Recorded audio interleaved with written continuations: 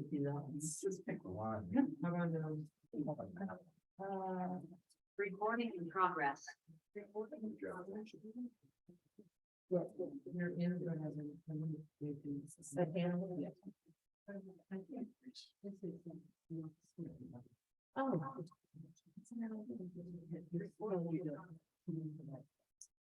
Okay, so I'm gonna have to mute myself.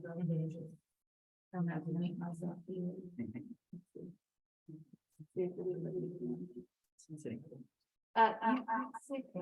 Sit here. Unless you, I think first person, yeah. I'm fine.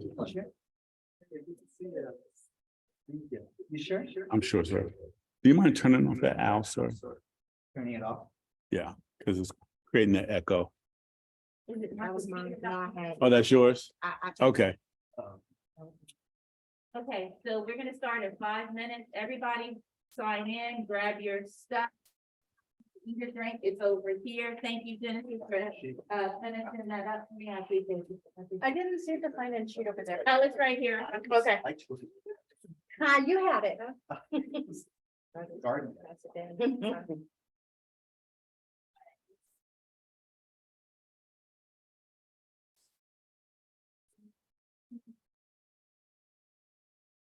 Thank you. Take another break on 6:45. The shoe show. No. And I don't even have a pen that works. Oh, there's nothing wrong. Oh, what did you figure out? I got this one, yeah. Well, no, this is a pencil.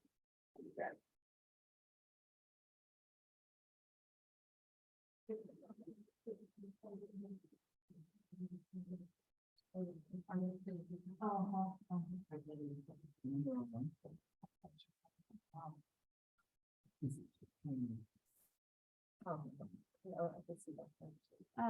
need to do that. This is not related to me. I am kind of all over here. Oh, but then I punched the hole. Okay, I'm different. Are you in the wrong link? It took me a minute to get on. Well, no, because look, I see, oh, I think I'm in the wrong.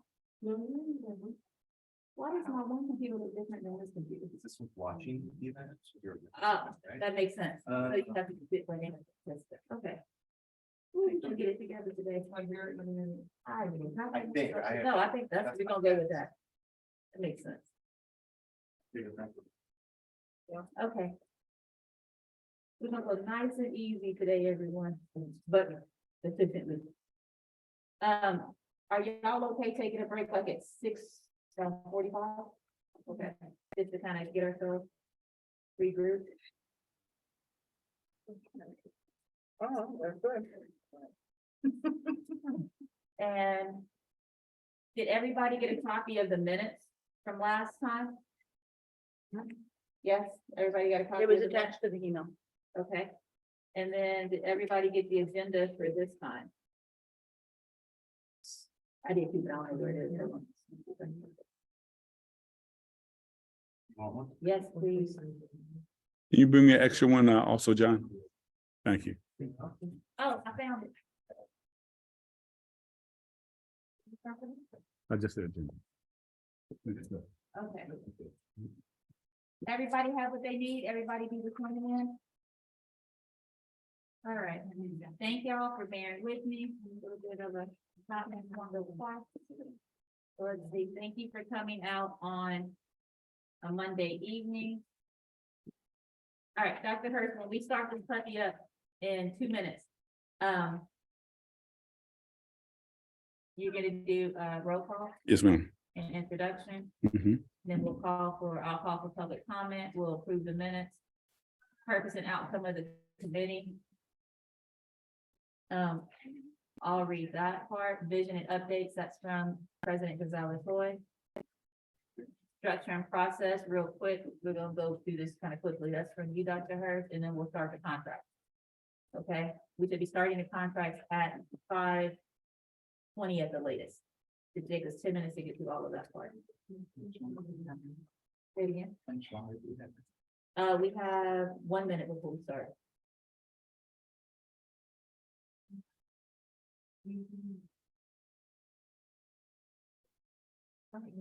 How are you? You said you want me to do the purpose and outcome? So your structure and process Got you. of the committee, refocusing us on the buckets. 4 buckets. And then, I can see why. President Gonzalez Hoy's vision and update. Just reading that, and then, you do roll call and do roll call, and then we'll introduce ourselves. I'll call for public comment, and then. All right, we're ready. Let's start us up, guys.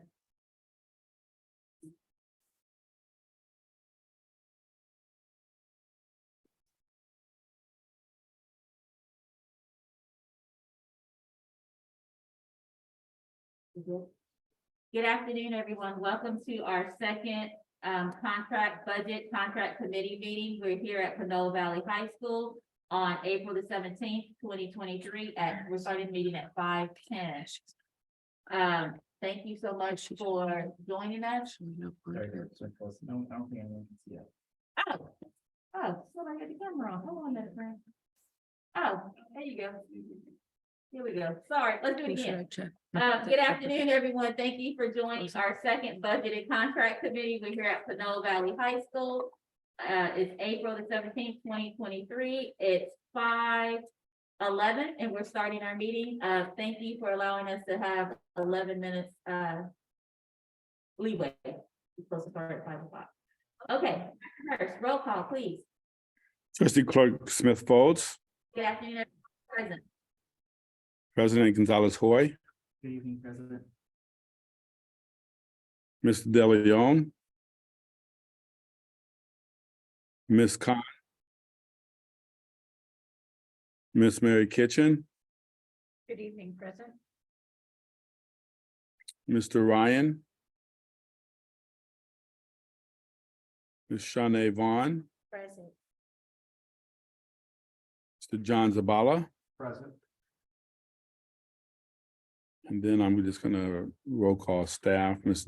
Genesis Munoz, Dr. McIntyre, Present. and Ms. Huffman. Present. So we do have WCAA representative absent and also ASTU absent, ma'am. Thank you very much. They may come. Yep. Okay, and if they come, we'll make sure that we acknowledge them. Let's just go around and do a quick introduction. My name is John Zabala. I'm a school psychologist in the district, and I'm president of United Teachers of Richmond. I'm Jamila Smith Falls, clerk of the board, and one of the co-facilitators of this committee. Hi, everyone. I'm Demetria Gonzalez Hoy. I am the president of the board and I'm a co-facilitator. Shanae Vaughn, representative for Teamsters Classified Staff. Mary Kitchen, representative for IFTPE Local 21 SSA Chapter. Chris Hurst, superintendent. Perfect. Thank you, everyone. Is there any public comment? There is no public comment. And there's no public comment on Zoom either. Okay, here we go. Everyone have time to look at the minutes? Yes. All right, may I have a motion to approve the minutes from our last meeting? The last meeting was held on March 22nd, 2023 at Pinole Valley High School, both in person at Pinole and virtual. So moved. Thank you. Is there a second? I second. This is Mary. Good. Without objection. Minutes are approved. That's awesome. Oh, I didn't have one here to approve this agenda.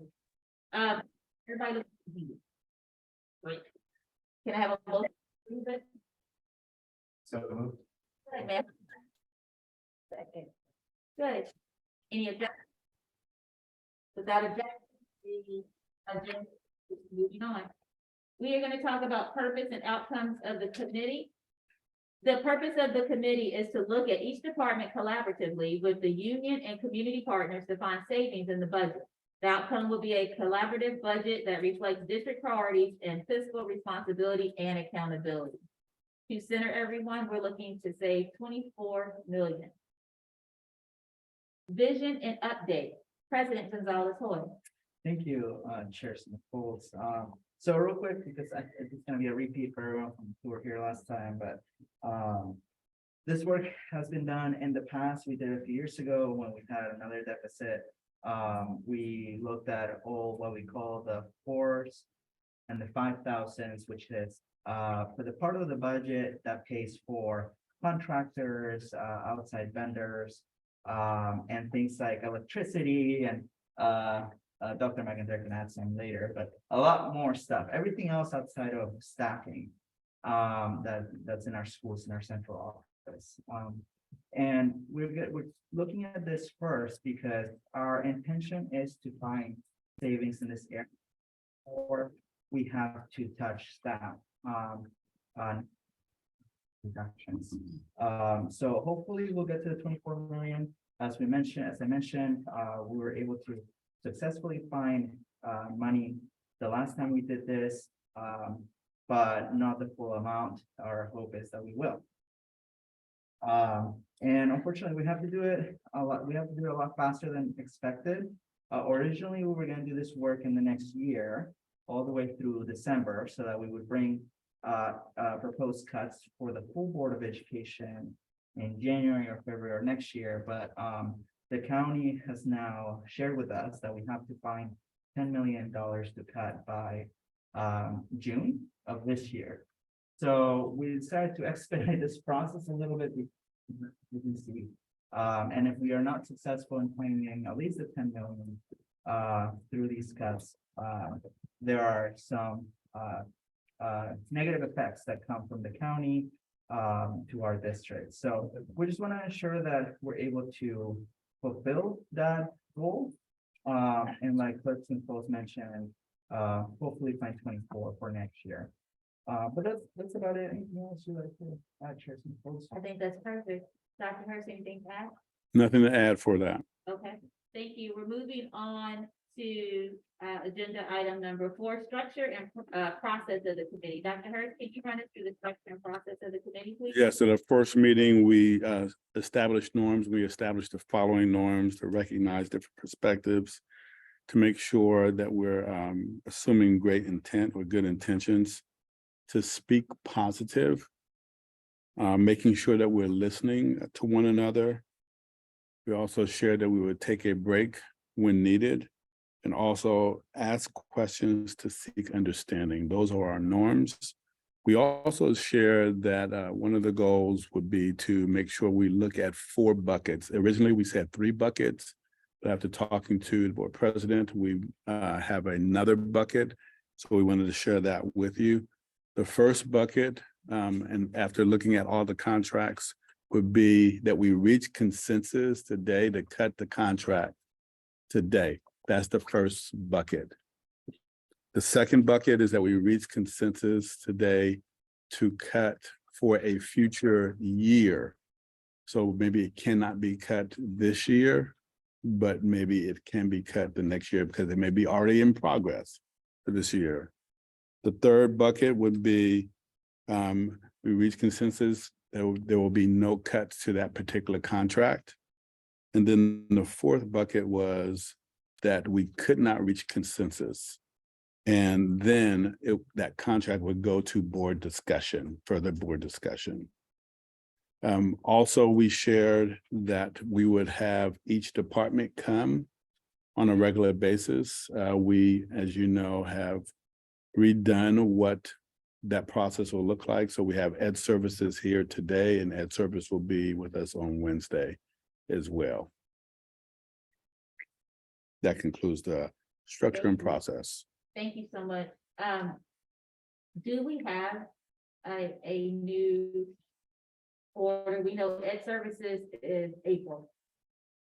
Are we keeping May maintenance and operation? Yeah, I can bring that up. I do have that information. Okay, so before the end, when we're kind of bringing ourselves back Yep. into alignment, let's just make sure we throw up the calendar so everyone will know the next department to come. Perfect. Like Dr. Hurst said, we do have a meeting on Wednesday. It is in the morning. 8 o'clock to 1 o'clock at Alvarado. Yes, I'll mention that again, but just to let everyone know, we also want to take a minute and recognize, Principal De Leon. Principal Got De it. Leon is here, and he is representing WCCAA, which is our administrator. Thank you so much, Mr. De Leon. Okay, so look, we are rocking and rolling. It's 5:20 exactly. Okay, Dr. Hurst, your contract's up for review. This is agenda item number 5. We're gonna go until 6:40, 6:45. Take the temperature of everyone, see if we need a break, and then move forward. We are ready, sir. so I'm gonna just introduce Ms. Huffman. It's her department today, so I'm gonna turn it over to Ms. Huffman.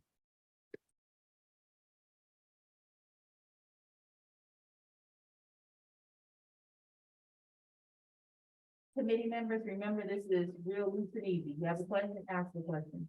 And then we need to. Yeah, you can just say right here. Just after we throw it in a bucket. We'll get the beer in. I think that, we're good with, on the and how they're prepared. We also have one for the product services, right? So it's up to you how much you want to take, man. It's one of the biggest departments, right? So, Yeah, maybe we can ask Ms. Huffman, Ms. Huffman, do you have a suggestion?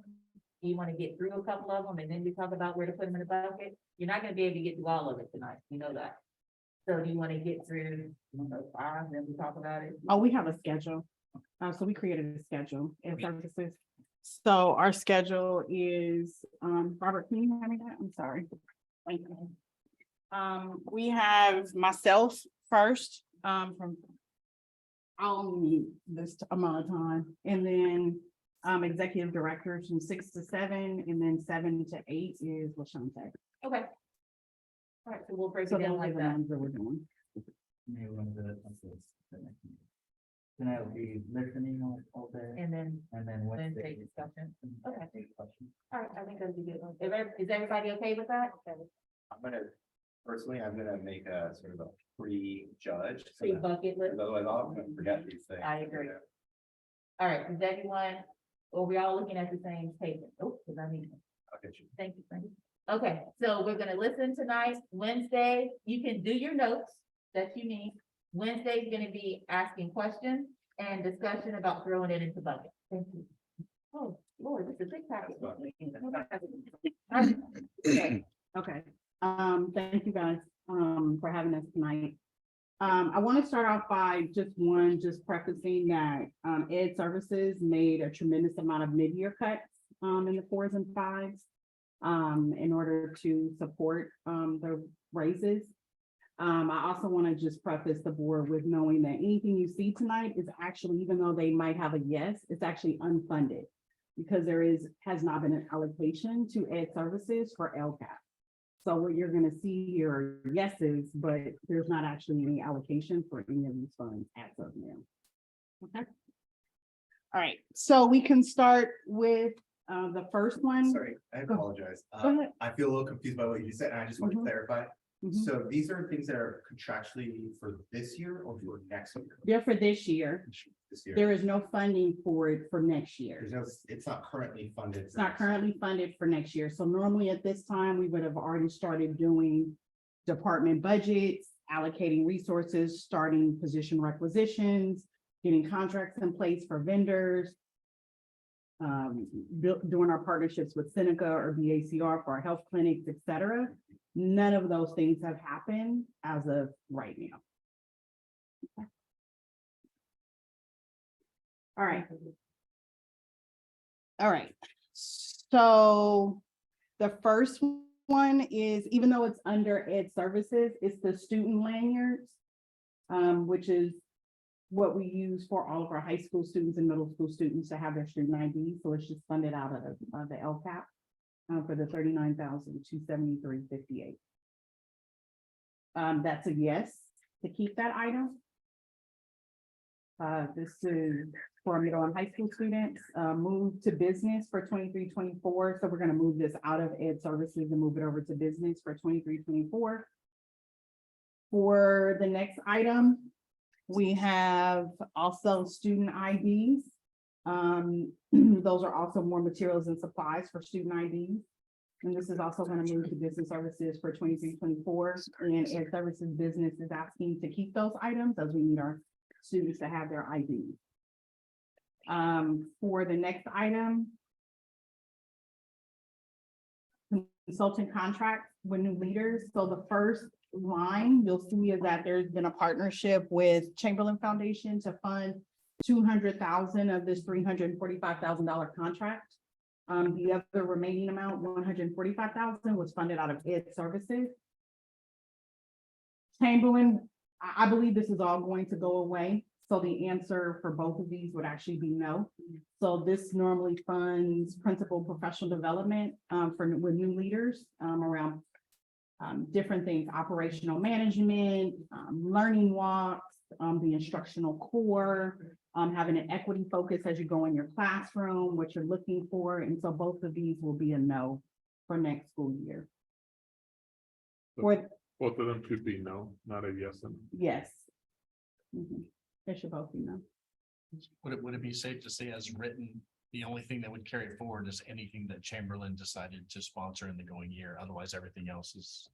Yes, yes. If there was, so just for context, if there was no matching funds, Chamberlain most likely would not be funding it, right? So they want to see that there's a contribution from the district and that the district has an invested interest in this type of leadership, professional development for our school leaders. And so if there's no somewhat of some contribution, they would not continue with moving forward. So I just want to preface that. I actually was talking to them on my way here. All right, the next one is EdU Consulting. This is coaching, mentoring for principals. When we started, there was a desire to have more coaching support, especially for our new principals, not coaching from an executive director or coaching from a staff member, but more coaching from someone who was from the outside so that you could just set your own goals and be able to say what you don't know, free of judgment. And so this has been partnered with EdU Consulting. We actually have some feedback from principals that this is, that we actually did a survey, that this has been actually extremely beneficial for leaders in their growth, being able to have someone to talk to that's outside of their executive director. However, I did list it as no in terms of funding. When the EDs come forward shortly, they're going to present the next item where it says area 1, 2, and 3. They have yes on there, so I think it would be a decision for the board and this committee to decide if you want coaching. And so if you do, then we could go back and add this, but as of now, I listed it as a no in terms of coaching for next school year. And that totals $53,200. And that's for, I believe that covers about 10 principals for that amount. The next one is also, this is safety department. And this is actually the service agreement for the ID machines at school sites. So although it's listed in Ed Services, the funding comes from the LCAP, but it's really under safety. And so that amount is $32,683. And we did list that as a yes going forward. For me, I also have my own coaching and support as the CAO. And that is the contract for $9,000. And that is listed as a no for next school year. So when you're saying on the no, Mhm. Ms. Hoffman, the no's are contracts that you're not gonna try to renew for next year, that you're saying, okay, this $9,000, we're not gonna do. Right? correct. Okay, so I'm just making sure that I've got that in my head. It's like, hey, we're not using 9,000 this year, but we're not using 9,000 next year. That's correct. But just to clarify, if it's a no, it's not like, oh, great, we've already saved $400,000, right? It just means that it's already been taken into consideration of what we had previously had to cut. It does not get decreased from the 24 million, right? No. Okay. So what we need to look at is the yeses. Right? To be able to, in layman terms, we're happy with the no's. I mean, happy is a relative term. We're, okay, these are no's. Mhm. But what we have to do as a committee is look at the yeses. Mhm. Is that everyone's understanding? Dr. McIntyre? That's yours? That's the best. That would be accurate. Yeah. Okay, all right. Can I restate that? Yeah. So these no's were, Griff, we've pretty done the work. That's for the anticipated next year. But for right now, it's the yeses we want to be looking at. And I guess my question is, which of these are we able to actually cut now? Because part of what we're doing is we're cutting out of this year's budget. Is that right? So we've already. In December, when we kind of went past where we had enough, where we could make cuts in the unrestricted general fund without touching the LCAP, we got up to this point at 3 and the 3.56. That was the point where we didn't have, we weren't cutting into the LCAP yet. Once we got into the LCAP, we said, holy cow, we need to let everybody know if you're in the LCAP, stop what you're doing. And so that's what we did. And so the team managed to stop the expenditure in the current year of nearly about 14 million and change in the 4s and 5s that then have to move up to the 1s, 2s, and 3s because we just incurred all those retro checks, right? To bring everybody up on the new salary schedule. And so that's what you're seeing. Like I could send over the summary of this report that shows also the 1s, 2, 3, 4, 5 for each resource. And you'll see that we're negative in labor because we have to take those pots from the 4s and 5s and move them up. Sorry, Robert, my question is more in terms of when we said we have to cut 10 million by May, are we talking about 10 million from the budget projected next year or this current school year? Both ongoing, so it needs to be ongoing cuts. Okay, how can we note on this form? Because the example that you gave, the most recent one was your coaching, right? That one's not gonna be on the budget for next year. So that would be a cut for next year, technically. But we need to get, we don't have, How do we know which ones of these are ones we should be looking at for now? I guess. That well, will affect the 24 million. right. So the yeses will affect the 24 million, but I would say even the nos, because you have your criteria you're using, you know, to evaluate kind of, are we making choices in alignment with our student experience? You know, there may be conversations to be had. So I mean, the no is Larisha's team doing the heavy lifting, doing the hard work, trying to move us the right way, not leaving you in a position to say, here's everything, good luck finding $24 million. And so I think it's worth knowing what's in each one of these, even if she says no, because you have your criteria with which you're supposed to be evaluating, you know, the student outcomes. Sorry, now I'm confused. I'm tired. So, let's take the $9,000. So the ed service already did the work, the preliminary work, I think. and saying, no, we're not continuing that $9,000 contract. Is that $9,000 less that we have out of the 24 million? Or if the committee was like, actually, we really need that. So that's 24 million, 9,000 that we gotta cut now, or. So You know what I mean? I should be clear, in all of the expenditures and all the resources and the 4s and 5s for red services, they may have originally had budgeted, let's just say 30 million bucks. But they didn't spend out of the LCAP like 15 million. So that they've already brought their expenditures down by 15. What you're seeing here is the no's, we still need to make cuts into next year, and the yes, they're suggesting carry forward. Okay. Is that clear, everybody? Absolutely not. No. I think we're gonna keep going, but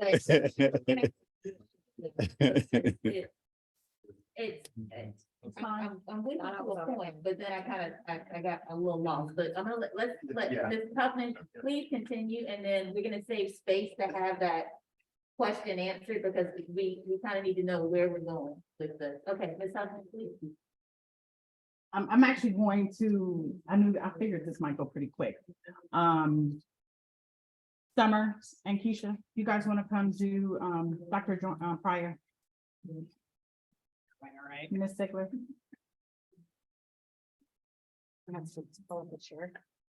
Here, you got how much?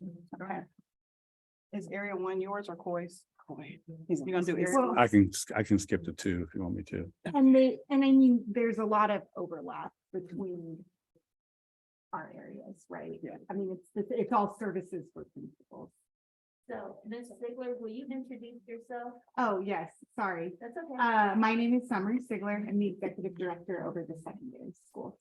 Thank you. It's mostly for the people on Zoom. Hi, I am Dr. Keisha Pryor. I am one of the executive directors over elementary.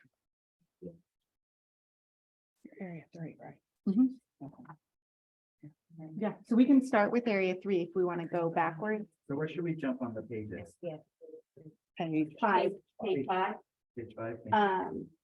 So we have a blanket purchase order for food for principal items that we put yes, but we understand that that should be a no, and you guys can go ahead and move that to a no. For next school year, there's a blanket purchase order just for supplies. Mostly these have been books around professional development that we marked as a no. And then in my line item, there's one direct service, non-direct services contract for coaching for principals. And you'll see similar contracts in the other areas. The principals have found this coaching valuable, and so we would like it to be considered to be carried forward. This is non-evaluative outside coaching that's confidential around their leadership skills and approach. Approximately how many meetings would the first item you mentioned, would that cover? It's a large number, and so it's like.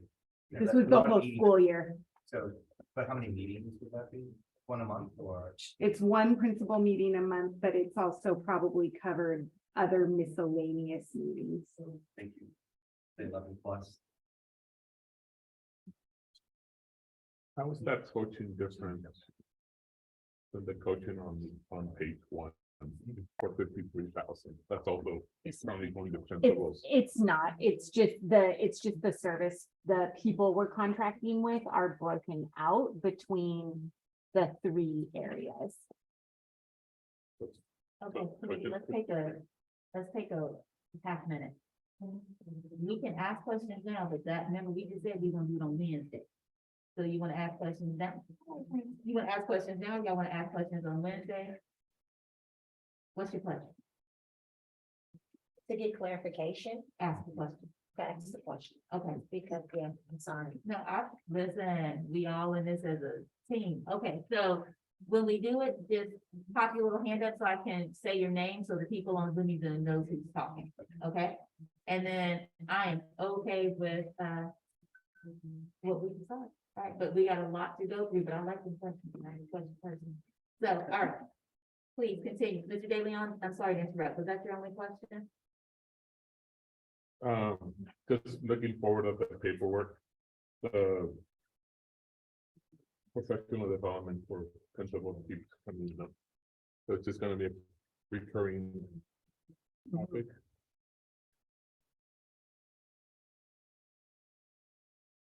Anything else, committee? No? Because we jumped to area 3, so someone else cover area 2. Mhm.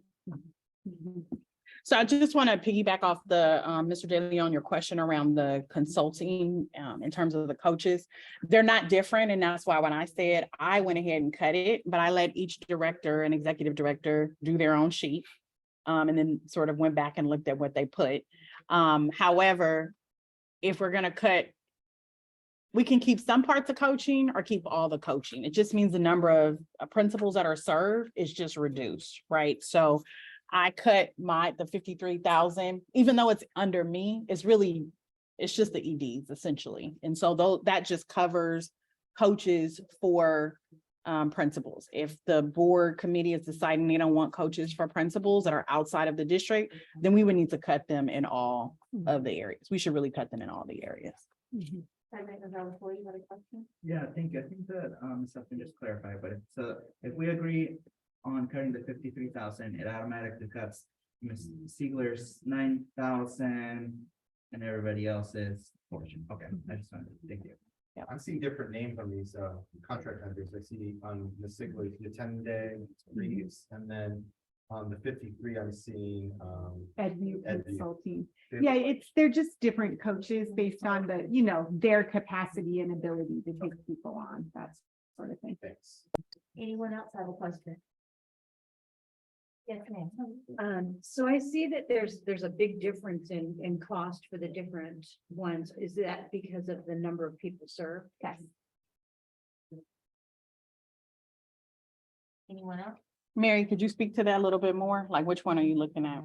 Well, on the page 4, there's the professional development contract for coaching for principals. There's three different line items, Mhm, 20, 20, and 11.9. mhm. And then we've got the only 9.5.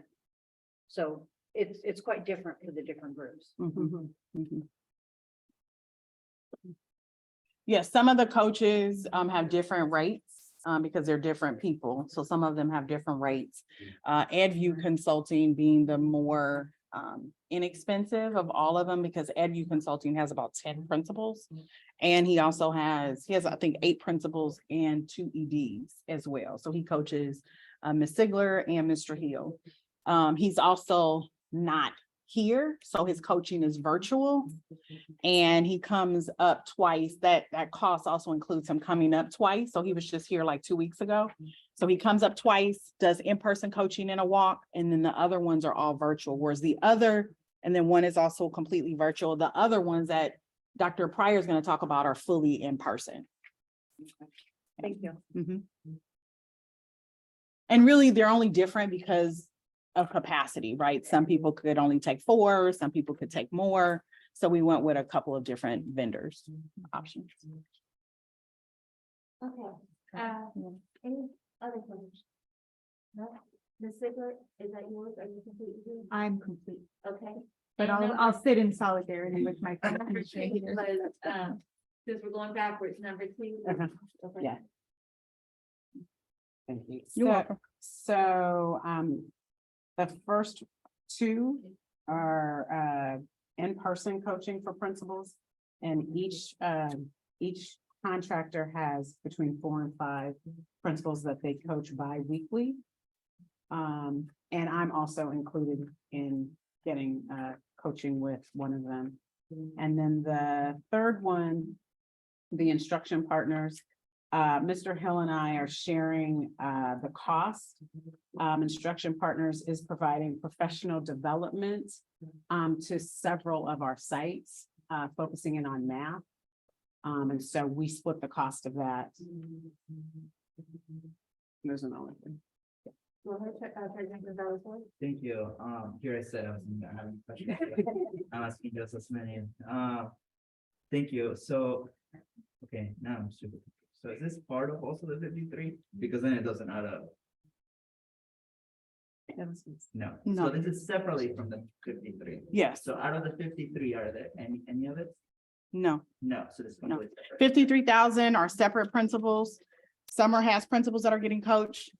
Keisha has coaches that are getting coached, and Mr. Hill has principals that are getting coached. And then on top of that, we have this coaching for other principals. Yes, Okay, thank you. but all of these up here are all coaches for principals. How many principals are getting? Oh, Oh gosh, we have 9. probably, yeah, about 9. are these all first-year principals? Each and second.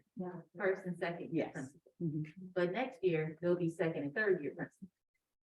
So the goal is to keep people for 2 years and then reevaluate but you want to open up the contract space.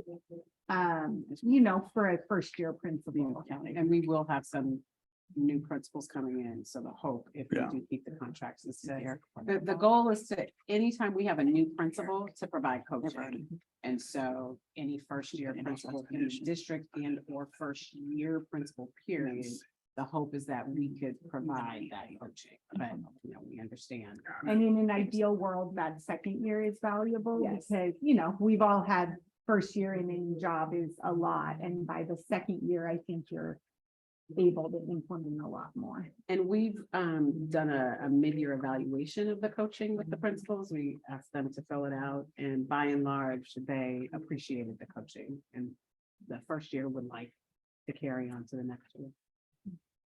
Okay, anyone else? Yeah, just clarification, you said a total of 9 principals. It's more than. because you said 4 to 5 here, 4 to 5 here, and then there was the contract you did. There's got to be more principals being served than 9. So I have 4. Okay. We have, I think, 8. And Mr. Hill, how many principals do you have? Yeah. 4, 4, 8. 16? 10 and 16, yeah. Better than 9. Thank Yeah. you. I can bring on Wednesday the names, who's getting coached, if you want that to be specific, or like the number. Make sure I have the number correct. Thank you. Yeah, just the number they did. Okay. Number of it. We'll have at least 6 new principals next year, just to let you know. First year. principal. First year principals. And for me, I have two that I can exit.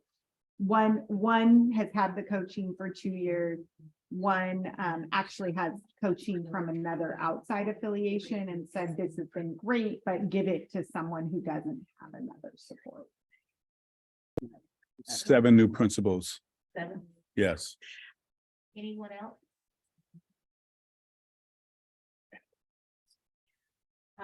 Miss. You guys can, Miss Keisha Joyner Carter? Prior is my Pryor? last name. Okay. Take out joiner. Okay, It's Miss Pryor. Pryor. Okay, anything else on here? No, that's it. Okay, Mr. Hill, you're up, sir.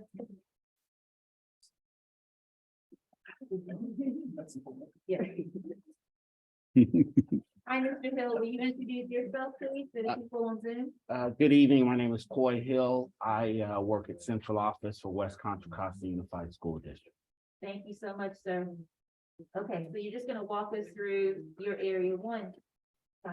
So I have 2 items under Area 1 that you see projected. The first item was a one-time cost. It was supporting a site with workbooks for mathematics. And so this is not a reoccurring cost. This was a one-time cost.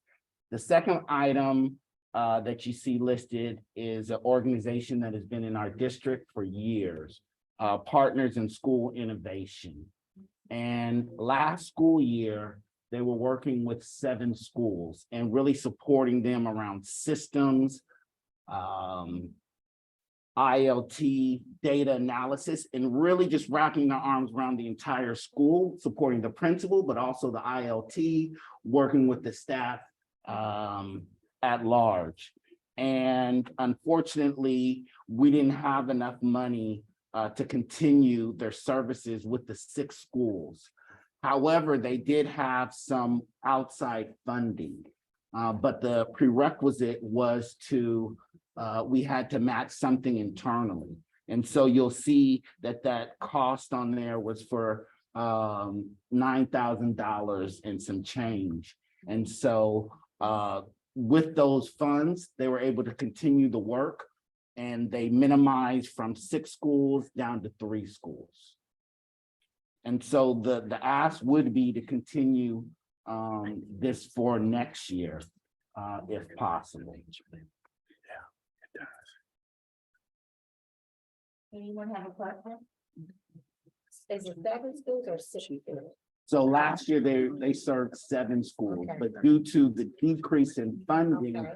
on the district side, Okay, we then went from 6 to 3. just to 3. Yes, ma'am. And so it was the $9,000 that the district paid was supplemented by outside funds through the organization. Yes, ma'am. Do they still have access to that outside funding in order to continue the program next year? I have a meeting with them at the end of this week where we'll be discussing. Yes, Okay. ma'am. Anyone else? Okay, thank you, Mr. Hill.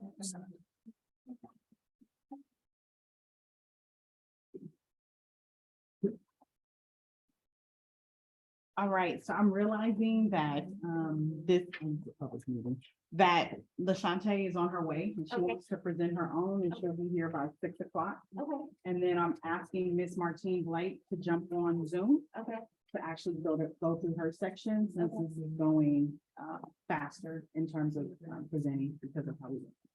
So we can ask. so, yes, so now, why don't we get some clarifications with Dr. McIntyre if we have a little time until Ms. Smith shows up? Okay. And if we have questions about what we just saw, or want to do a little discussion about what we just saw, that's fine. We have about 10 minutes. Anyone have clarifying questions for Dr. McIntyre, or do we need, anyone have questions in general? I do. Okay. I guess, so I just want to be clear with the charge of this committee. My understanding and what the charge is, so maybe it's the questions directed to the chair, the co-chairs, and then, but also with support maybe from Dr. McIntyre, but so I've seen, I think, all contracts on here, which is really nice to be able to see and talk about what they are. It sounds like some of these are one time, they've already been spent, and they are not something that really is a jump into too deeply. And so I guess I'm trying to figure out, because for me, this is tough decision-making around students' lives.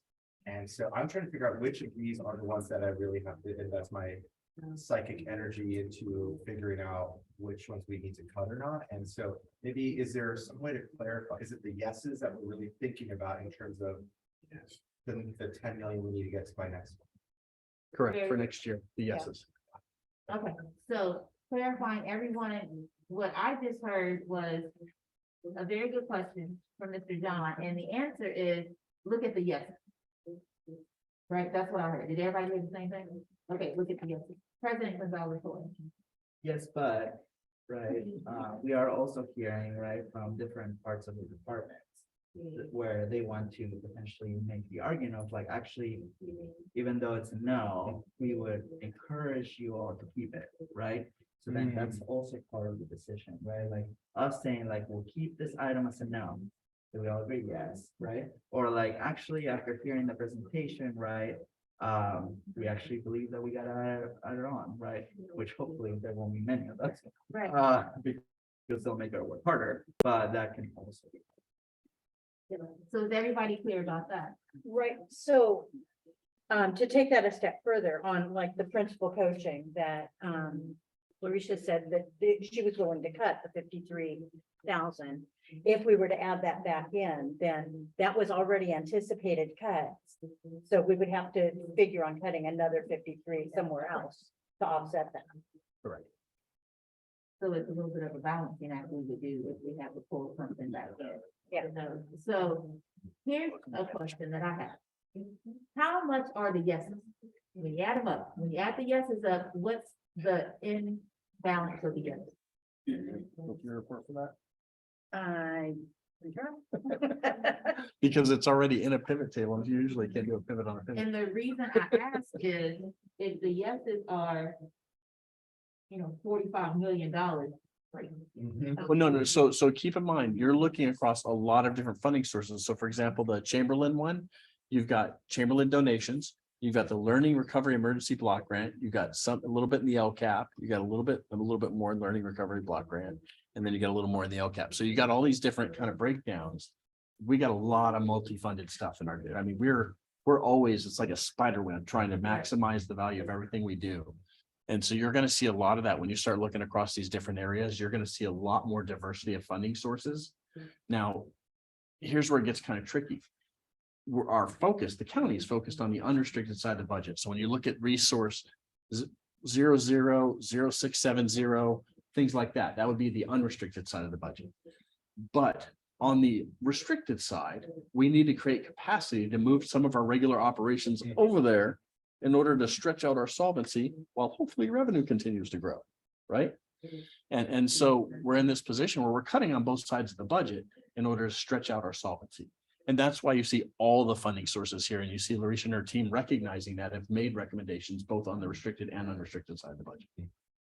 But we need to cut 10. We need to cut 24.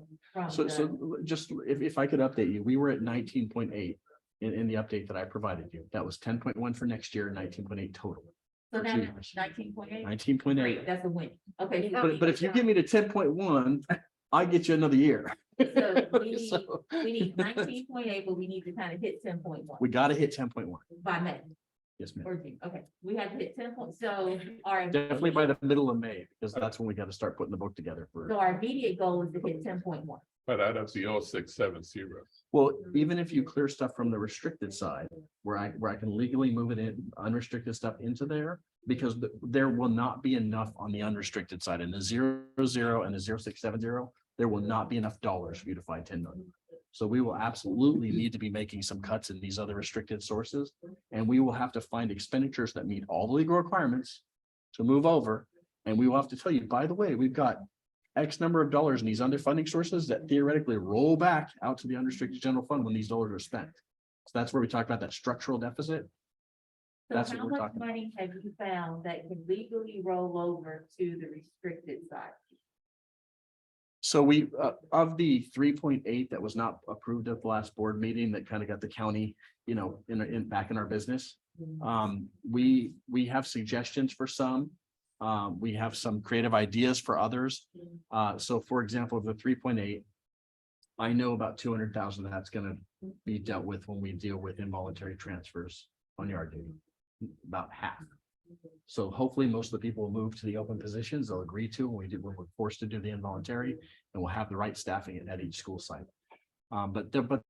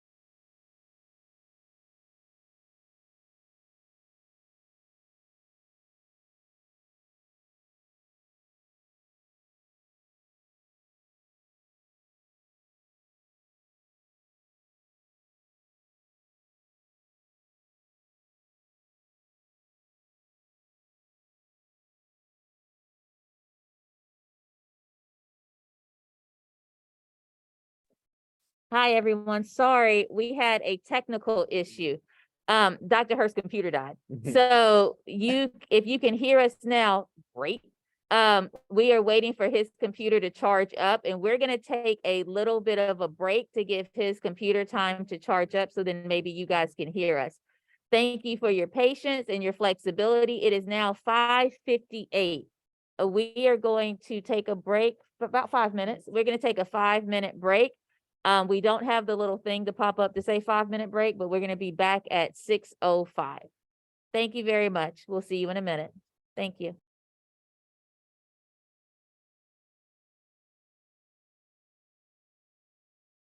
Great.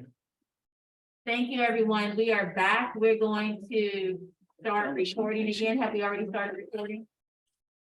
We're recording now. Yeah, okay. Thank you, everyone. We are back up. We are, okay, let's continue. Oh, I'm sorry. Ms. Huffman, are we still waiting? Where, Ms. Smith? I just texted her. That's okay. I'm going to go ahead and start her. Actually, let me see if Martine is on, Miss Blake is on Zoom. Well, we're cutting their departments. Just kidding. Just kidding. It's a question that we're back in the meeting around, Yeah. the scale, the comment of the scales in the schools. is it, my understanding is that we can't pay for things that we paid for before. With community schools, right? Is that not right? If it would otherwise be cut. Ah, In it, so it was in Title I carryover. So by its very nature, it should have been cut based on the funding source. So there are things where we do unfortunately end up playing that kind of shell game in order to meet the legal requirements. So it's not as unique of a situation as you might think this would be. I'm gonna get questions. and responses. Okay. Miss, any other questions before we get started? No? Ms. Hoffman, do you want to go ahead and take us through as much of this as possible? Mhm. We can go to positive school climate. Can you give us a page number if you have it, Yes. It is. or anyone else? It's page number. I don't know. So it's, yeah, CSB.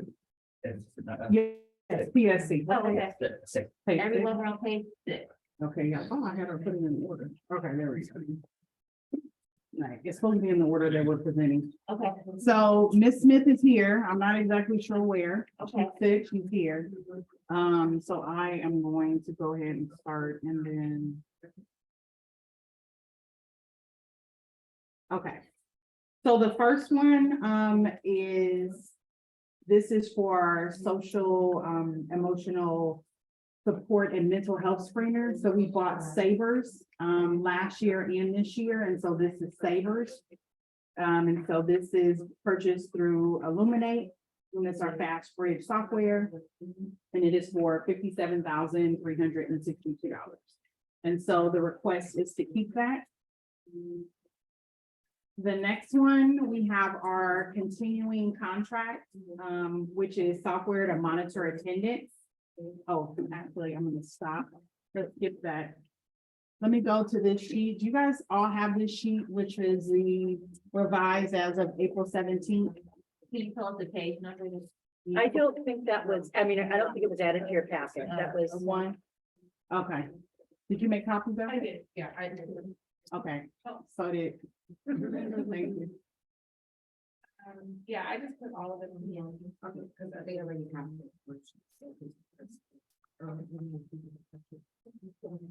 Yeah, I just put all of the contractors that we're talking about. Perfect, thank you. And that's Ms. Smith who's speaking. Are we able to project it? You have it where it can come up. If you have an electronic copy, I could Yeah, I'll share it. send it to me. Yeah. Just for the people,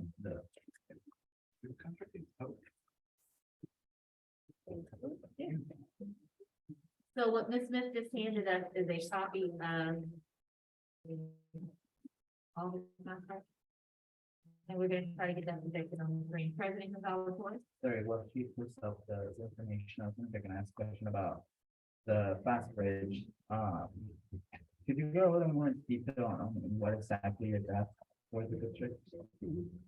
yeah, so this, that bridge in particular, we, contract with them to provide the safer screener, which is the social emotional learning, or social emotional behavior risk screener.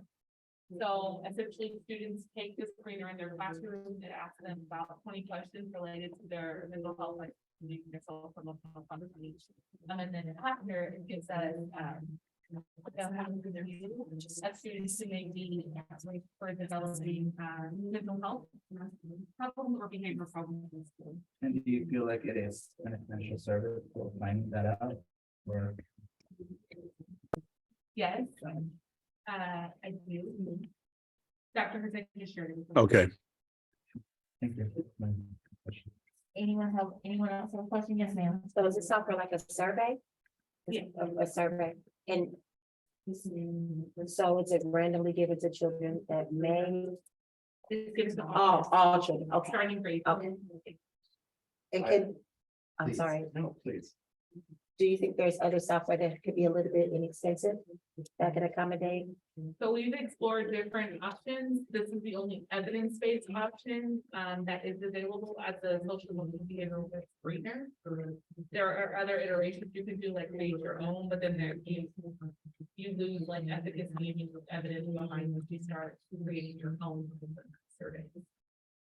Thank you. Do you need to- Oh, I have it, yeah. Could you share with us sort of what that concept means? She said she sent it.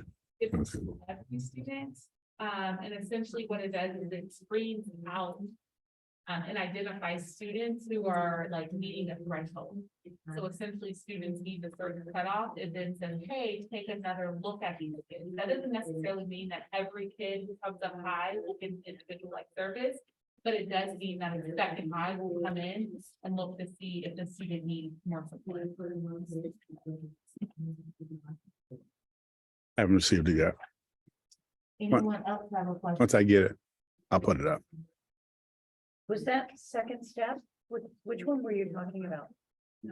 No, it's Fast Bridge software. Thank It's, you. Page 6, 57,362. There you go.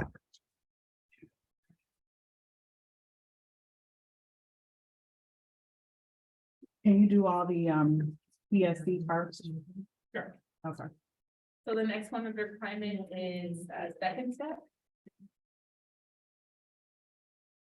Which is line number 4. which is, yeah, starting at line 4. And then that's a K through 8 SEL curriculum, and it is available as a digital option. In the past, our district contracted with Second Step, and they would receive hard copies every year of like books. And like learning materials for social emotional learning that you would implement in the classroom. This year it is a digital option. And a lot of our elementary schools started this work around 3 years ago and then left Second Step, and they have not wanted to go to another curriculum. So we simply funded, and you can see it's about $10,000, and that is for all K-8 schools, so they do have access to it. And they also have access to training.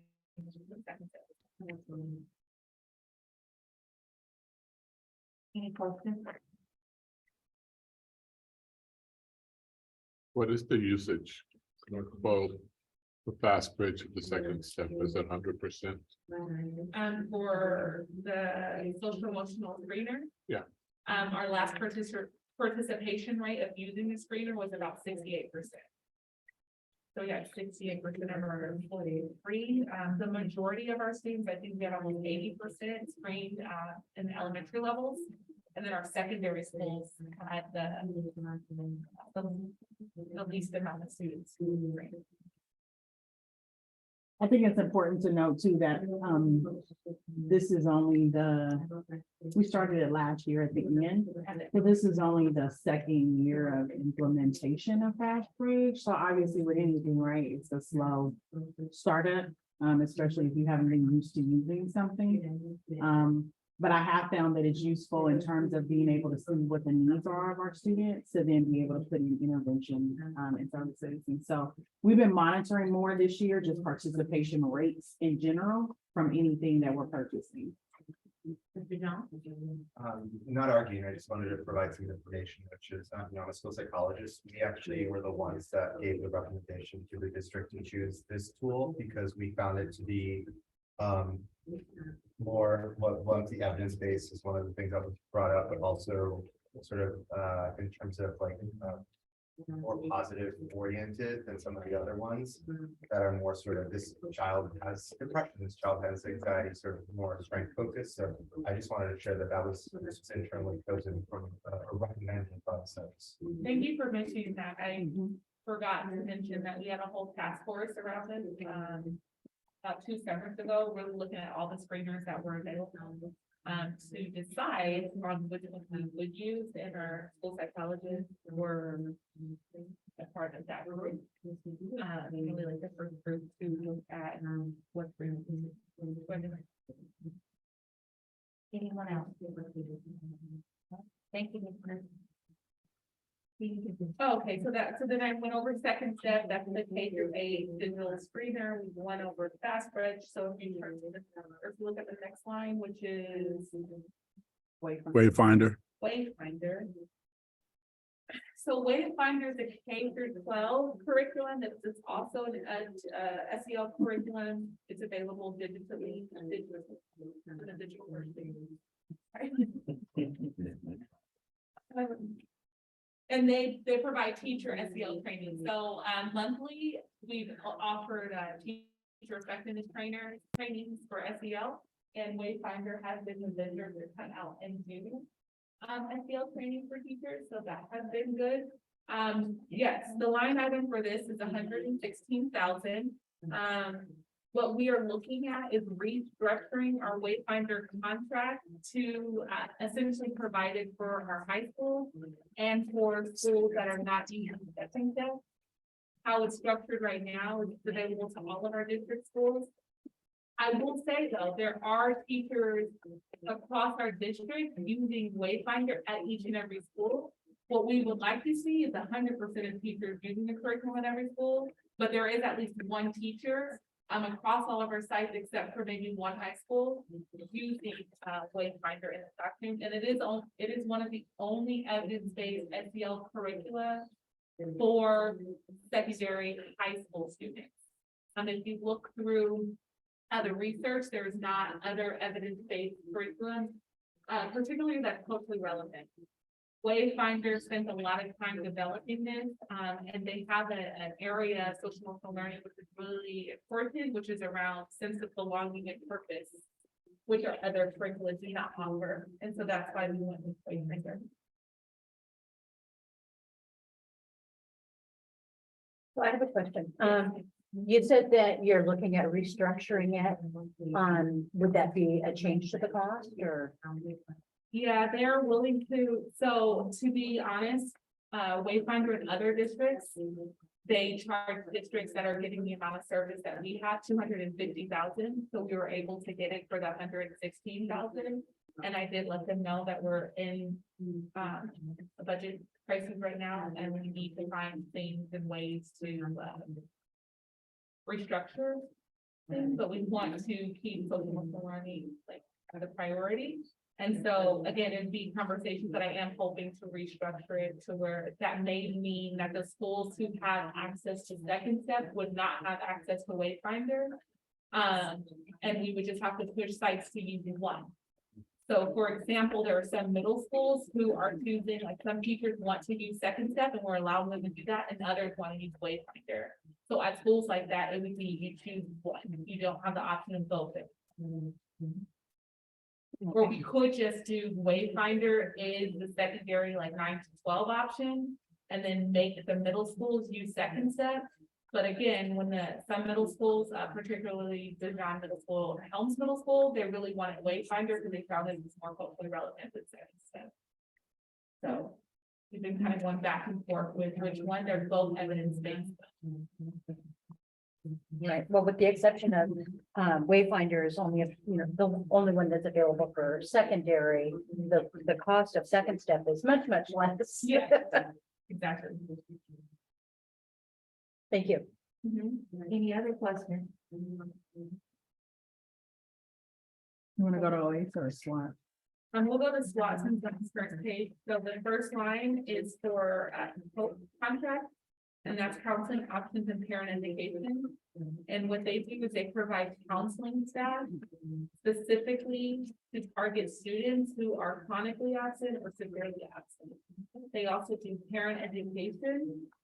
And then they work with parents to address the barriers in school attendance. So helping them to understand the importance of attendance, but also recognizing the barriers through a lot of like parent education and resource navigation. And they provide master level staff. So most of them are interns or clinical psychologists who work with the parent and the student. And this is specific to It's that first one. families that don't necessarily have the mental health support on the campus. So we have a very large amount, I would just say a larger number of school sites, believe it or not, that have no access to mental health services. Besides like a school psychologist who's assigned to them, who cannot take on the heavy caseload of working directly with families who need that intensive mental health and case management. So this contract, it's a smaller contract, it's 24,000, but it is for those students who are not, the families who aren't engaged and aren't coming to school. Go ahead, Don. Approximately how many families you say have been served by this contract? So the contract was approved late, but so far it's 150. They're serving 150 families focusing on the TK and 3 grade level right now. Because when we look at our data, that's where we have the most, the largest number of students who are severely absent.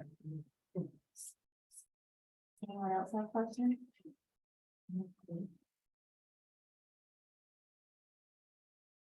Can you tell us a little bit about the school innovation somewhat? Yeah, this is A2A.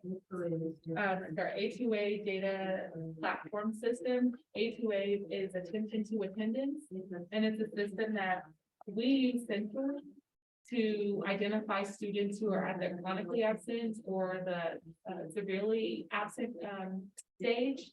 A2A then creates letters. The letters are sent to families to notify them that their child is identified as becoming chronically absent or is already chronically absent, severely absent. And then A2A monitors the conferences. So every school site is required to have a conference for students who are not coming to school. A2A monitors the conference. After the conference is done, it's tagged in the system. The conferences have to be done for them, so the students can go to that next level, which is STARS, the Student Attendance Review Board. So this is one of the only softwares out there that offer both the kind of the prevention side of sending notices to families and the truancy side of monitoring the students who are at that level. The other important note is that we have 3 truancy technicians for the entire district. And so in the past, we tried to go away with the A2A contract and leave it to the sites to use PowerSchool and create their own letters and identify the families, and it was very difficult. And then it's also difficult for the 3 truancy technicians to do that. I think we started using A2A approximately 2011, 2012. Do we have any, any longitudinal data over the course of those years prior to COVID of attendance improvement? Because I hear your point about this is one of the only things that does it, but has it actually made a difference? I guess is where my thinking is. Off the top of my head, I could say before COVID, we were starting to see some slight increase in the amount of students who were, let's say, decrease in the severely chronic students.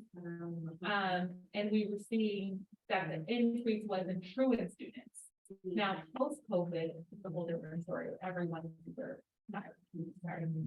60%. We have a lot of students who are chronically absent or severely absent and not truant though. They're chronically excused. And you said that's something 60% of our students are chronically excused. It means that they're not going to school, but they have an excuse as to why they're not. 33%. 33% are chronically Or severely excused. yes. Anyone else have a question? I have a question regarding, the kindergarten. Oh, I'm a hot mess warmed over twice. So when I said anybody else have a Oh, question? not me. Okay, No, so, but here's the tip to the video. never mind. We do have questions, we have question time, but it's kind of at the very beginning, but don't worry, friend, what you can do is you just break it down. And then we'll have an answer that you good. I was not clear about that. No, you fine. For anybody, we have 2 audience members. Yay. Hey, so thank you for coming. Anybody on this little U table have a question? So you take it. No, you good? You write that question down. Okay, all right. No questions? Okay, Ms. Smith. All right, so that is all for the attendance. So the next page, I'm just preface this with, this is all of our ASAP contracts that are specifically related to time. Okay, I think on Wednesday, you'll hear a presentation of our ASAP contract specifically related to academic. For our audience, can you tell us what ASA means? Yes, thank you, Trustee Smith. No worries. Office of African American Student. Thank you. All right. Our first contract is for Peacemakers. Peacemakers is at several elementary schools right now. providing specific programming to Black students that includes case management, skill building, and mentoring. How they operate is that they provide a full-time peacemaker on site that is classroom, but also serves as like a direct service provider that can help, that can work on skill building, again, mentoring, kind of supporting students in that way. Right now, peacemakers are at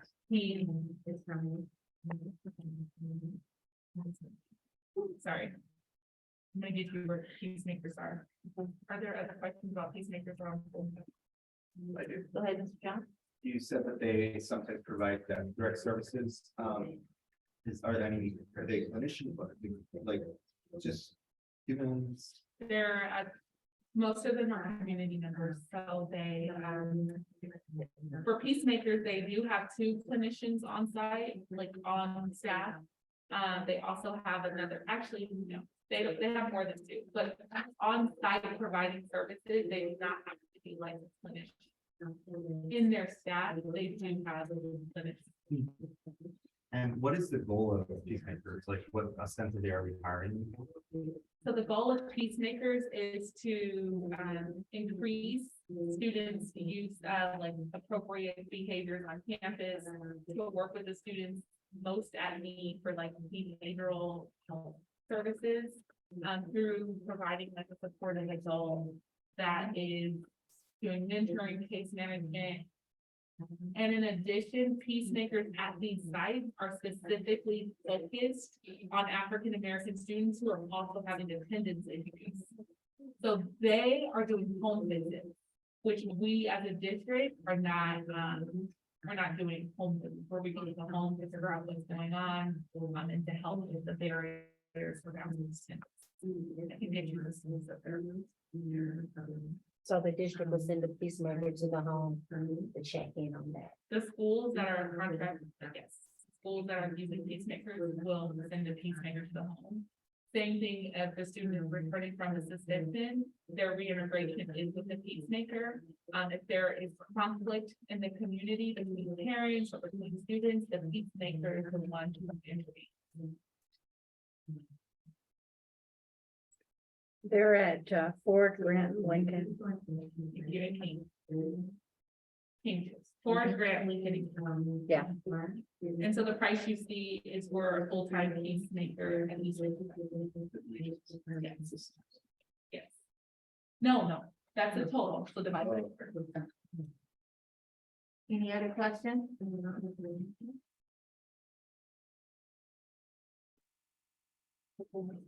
Okay.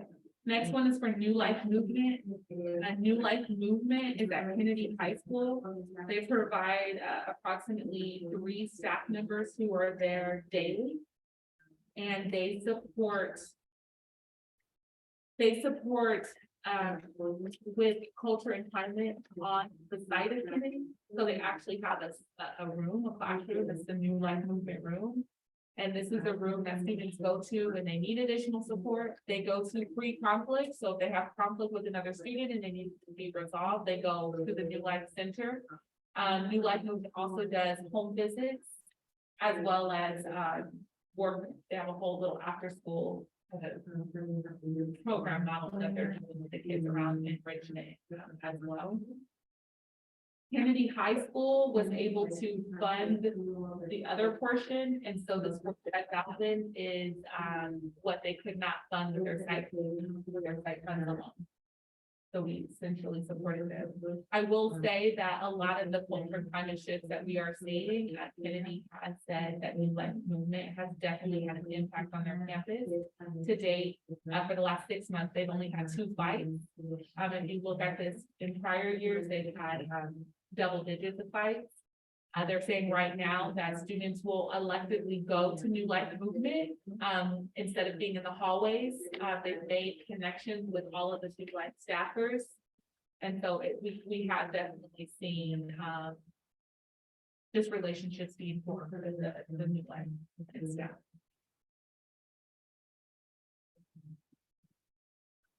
And they keep data about how many kids come to them. They do.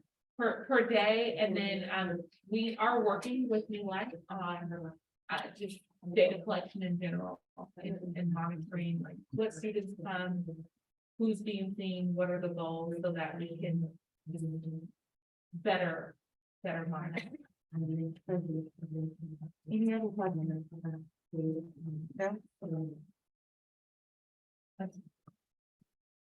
Did we do this ourselves? Could we do this? Not this cost, obviously, but the service itself. Do you think this is something that would be like internally, hypothetically needed? Because obviously we couldn't do this for 45K, but Is that it? so no.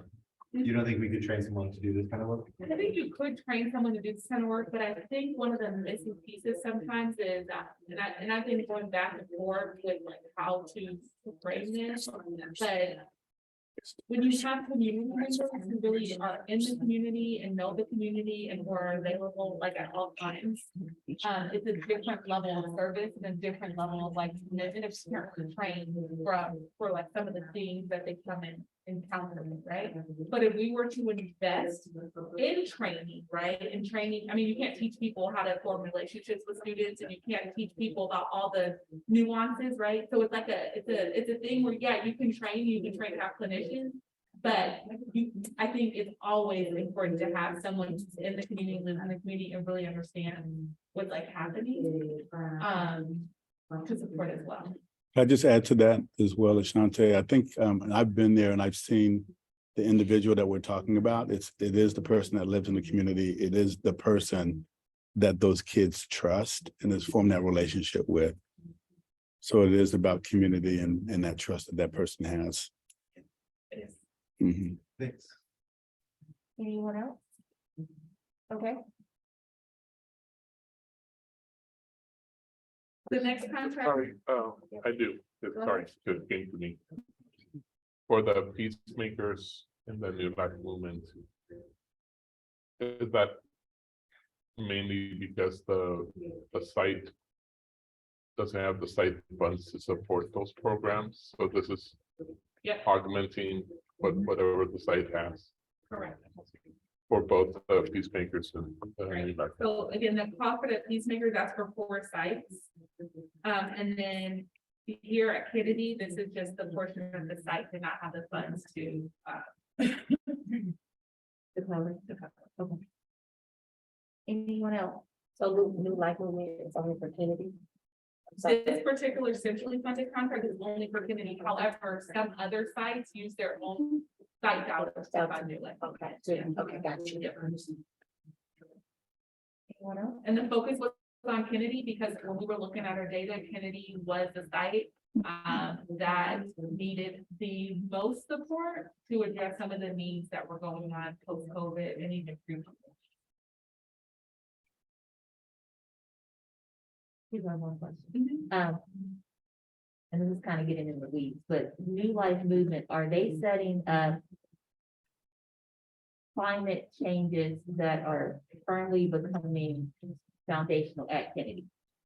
So are they setting up kind of traditions of, this is how we talk to each other, this is how we, interact with one another, this is how lessons that are taking root at Kennedy? So it's not just New Life is there, so everything's going good. It's New Life is there investing in the culture, the climate, and setting roots to where this is now the Kennedy way or the K way. Is that accurate? That's my assumption. That is accurate. So they actually sit on the climate team. Okay, So the New Life lead is a member of their climate team. And so everything they do in conjunction with New Life. So New Life is seen as like a really big part of the Kennedy climate and culture. co-governance type of thing, partnership, okay. Yeah. And then the other thing I would say. Okay. Anyone else? Well, I looked it up and I can say that the contract is right now for 75,000 being an increased up to 90 and the additional funding is site-based.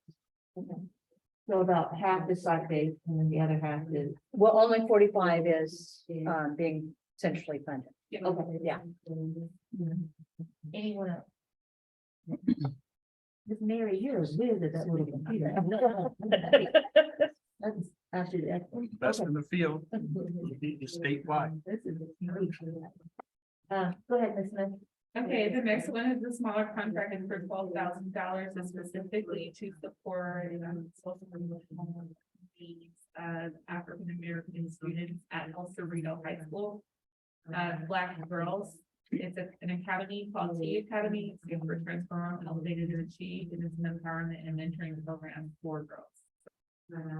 You know how many girls participate? Is it? How many girls participate? That is a good question. It's not more than 20 girls. I can give you the. President Gonzalez, Floyd, you have anything? Thank you. Why is this necessary just us? Because there was a need that came out at the end of last year that the Black female students were not feeling supported at El Cerrito with the mental health services that were there. So the we would need at El Cerrito, and then there was no particular site funding that was allocated to Black girls. So we. Is this? My question for you both. Is this something the site could? It's a specific site need. Isn't this something that the site maybe should prioritize and fund themselves? It is. Mhm. But I will say that because of the, there has been an allocation in the past budget. And part of the past budget has been to ensure that there are additional services at schools to support African American students.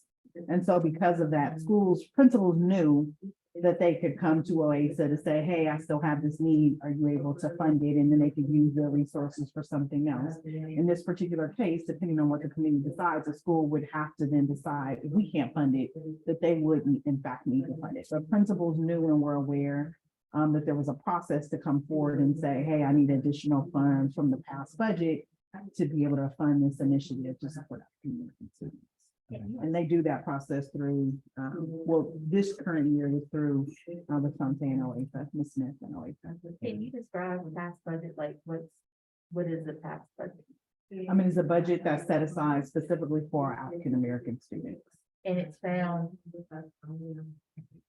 in the LCAP, Mr. McIntyre, the past budget is found in. It was found in 3 locations in the LCAP, and there was even a little bit in the unrestricted general fund and a little bit in Title I in prior years. But because some of the cuts we had to make, a lot of what was in the past budget has been moved outside of the LCAP into restricted funding sources. Trying to deal with that solvency issue, recognizing we needed to make cuts in the LCAP, but we also made a commitment to do this. And so it's in, I want to say it's in the emergency learning loss grant is where most of it is. We moved it, Larisha, we moved most of that over to the emergency learning loss block grant. Most right? of it was moved to learning recovery, if not all. And it's still there, that's where it's housed. Correct, but Currently. that's not a great long-term solution. And then to answer the question, 20 girls. 20 girls. Okay. Dr. Hurst, you had something? I just wanted to just mention to, especially President and the clerk and for everyone really, that there's ongoing conversations with the African American community right now about the past budget. And I know we have a meeting tomorrow also with ASAT. So just so that you're aware that there is a conversation and there's a perception about, what we should be doing for our African American kids as well.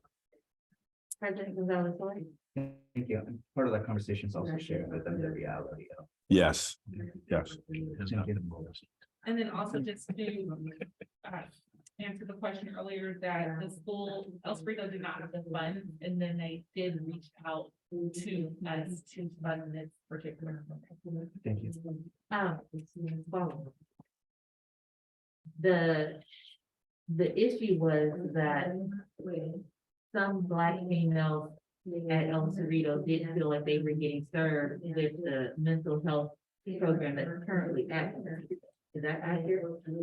They felt like they needed more. Yes, they wanted a different service. Yes. Have we talked to the service that is at El Cerrito and said, how are you recognizing that this is a need? And are you shifting the way you relate to African American girls on this campus because you're not fulfilling their needs.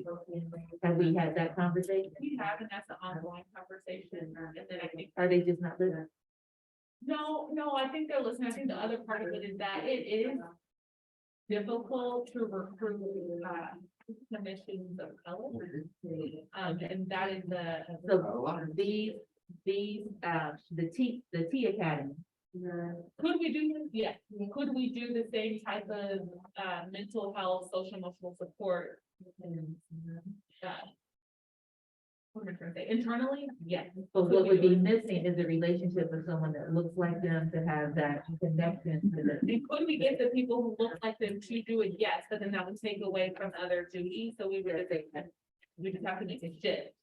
But that's one of the, like, I was thinking about your question earlier, like, could we on this particular one train someone to provide the service? Yes, but then it may mean that they're pulled away from another. Thank you for that. Anyone else have a question? Okay.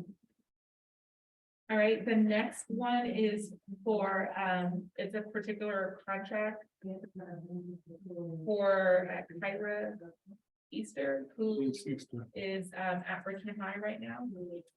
And Richmond High is funding the majority of her contract. And so the funds that you see on this are the. They're always a part of the contract. She's working with the BSU focus with the students. And she's running from our side funds, the Focus Academy.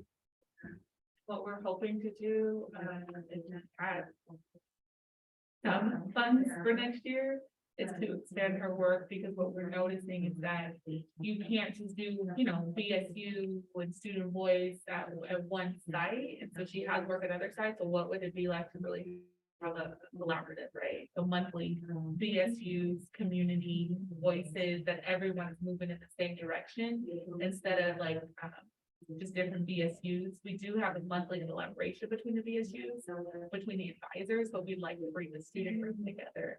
And that was very profound when we took our students to the HBCU tour. And many of them, this is their first time being out of the state and being around other people. And from what we learned is that they do want that connection on site and across the district, particular to Black students and particular to Black student issues. So that was pretty. President Gonzalez-Wood. Thank you, Mr. De Leon. I have two questions for you. First one, could your site take on the additional $14,000? We started that conversation as we wait for our SSC. The reason that this went to OASA, it was outside of what Ms. Kyra provides right now. And it was a collaboration with OASA. It was not necessarily an ask, but they thought it was important. So to clarify, it's the 14,000 doesn't cover Richmond High services. It's a No. partnership between her work and Oasis office. Yeah. In focusing with the BSU On Richmond High. on Richmond side It's campus. This contract is for Richmond High specifically. So we started a conversation with OASA, how can we work together to do something? And then it flourished into we need a BSU coordinator that does certain type of work. And we said, oh, we can help you with that. So if we were to cut this $14,000, how would you guys? We would have to know early enough to be able to take it to the school site council. Okay, I actually have to interject here because the contract is for $79,400. 40,000 of it is being funded with the community schools grant. And 15 from Richmond High and 14 from.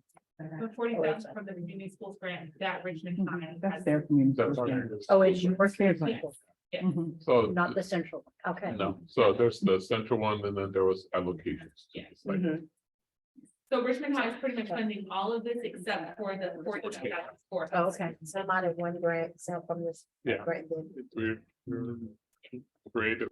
account. like, Creative, yeah. Thank you.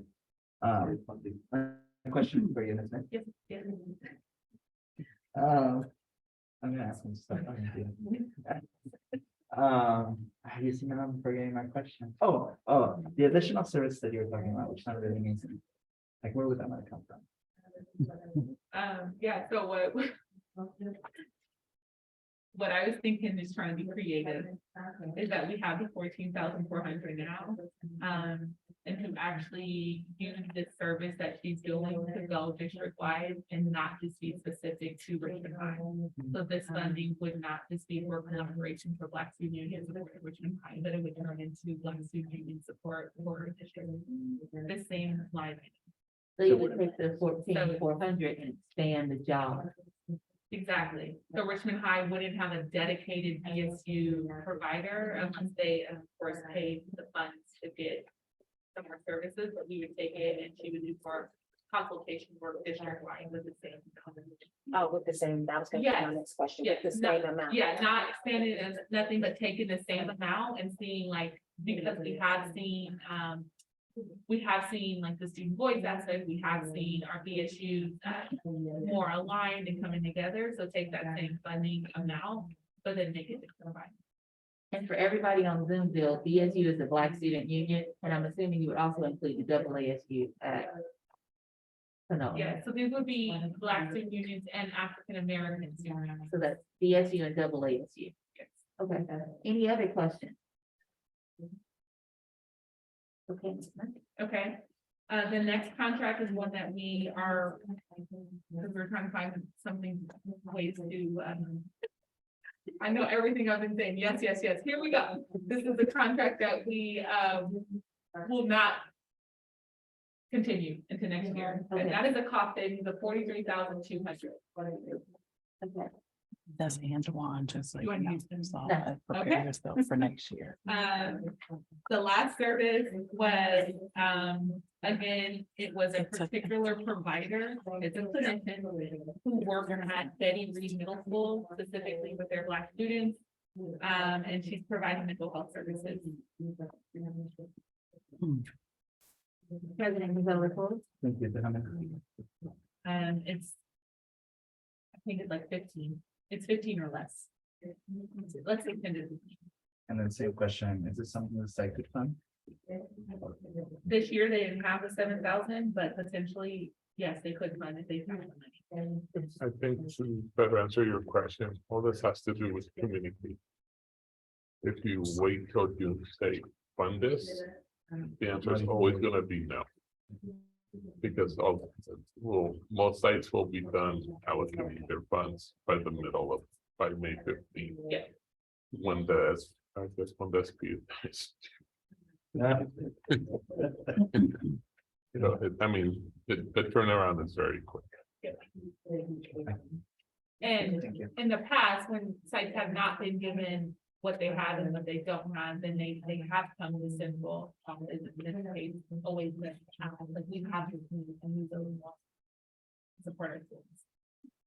Thank you so much, Ms. Smith. Any final questions for Ms. Smith's portion? Thank you, well done. Thank you very much. Anyone else? No? Okay, Ms. Huffman, we are on what? We are on page 7, Ms. Huffman. Ms. Blake is on. This is her part. Yes, we're gonna move up, because we're moving, so I asked Ms. Blake to join us via Zoom. So she's on Zoom and she is going to take us through family and community engagement. Hers is one of the larger, budgets. So we're gonna go with her. And that starts on, Page 7. no, it starts on page 9.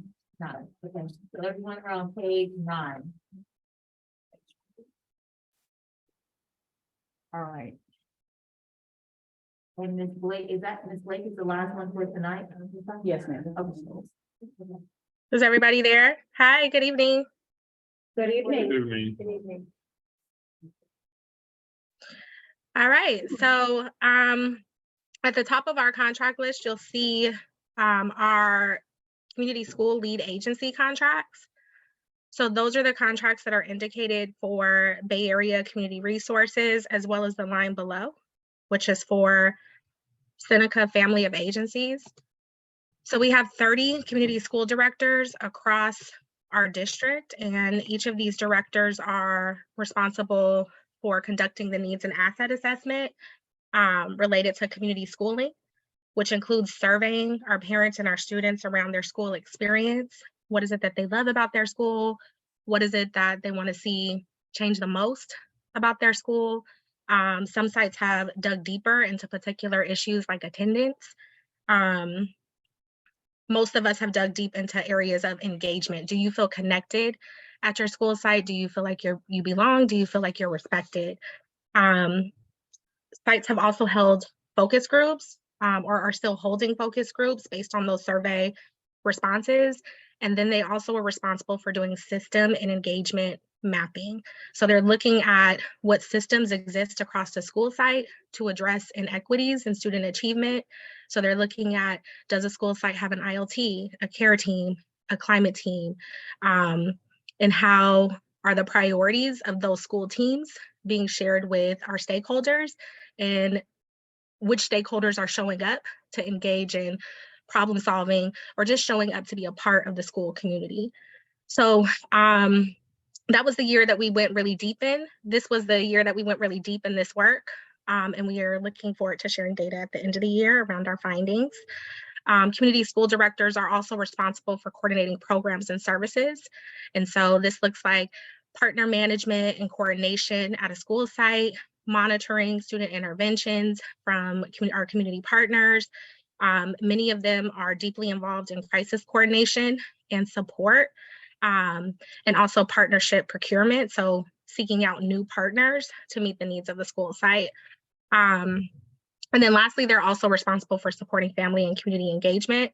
Many of our community school directors have student advisories that they lead at the school site, not like homeroom advisories, but like after school kind of club advisories where students have an opportunity to look at data. Students have an opportunity to talk about challenges at the school site from their perspective and support implementation of solutions.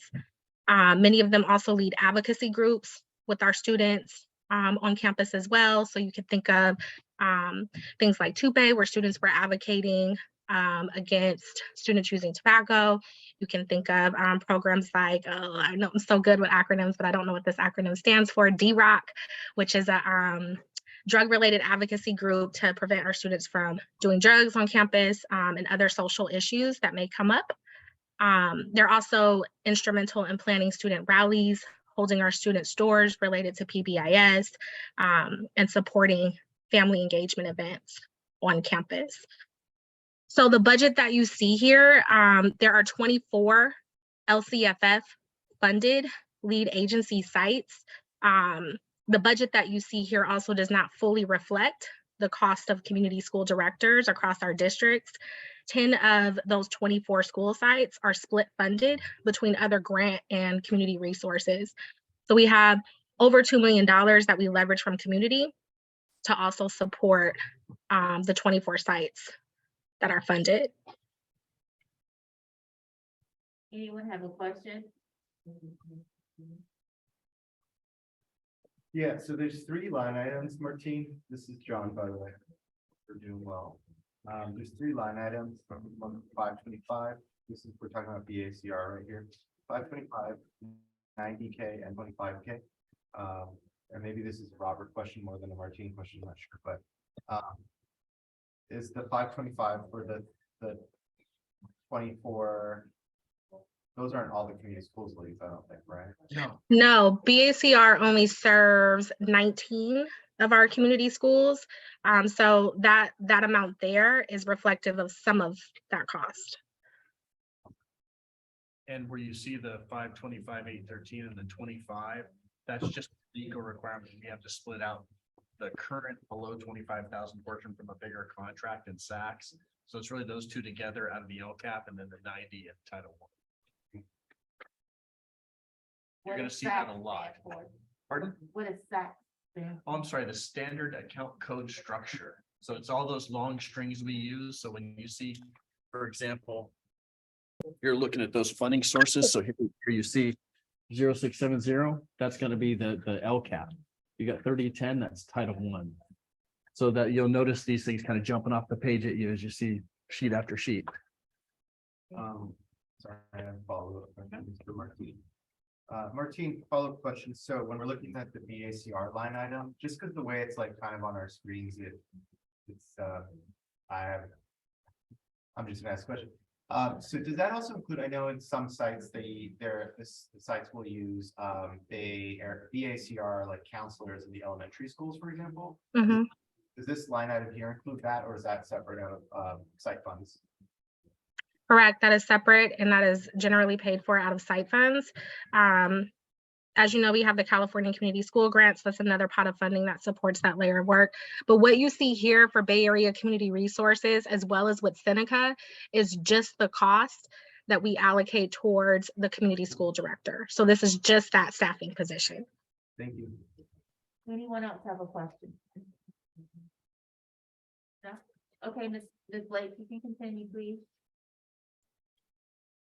One more thing on this, I thought it was going to come up as a question, so I was preparing to answer it that way. These positions and this allocation is essential to maintaining our community schools grant. And so I just want to name that if we want to maintain that grant, we have to maintain the allocation that we were allocating when we applied for the grant, which was about 1.8 million. So any reduction of the community school grant funded sites for these lead agencies will greatly impact our ability to maintain that funding. Okay, so we have a follow-up question, Mr. John. Well, you asked your own questions. Now I have a follow-up question to you, Martine.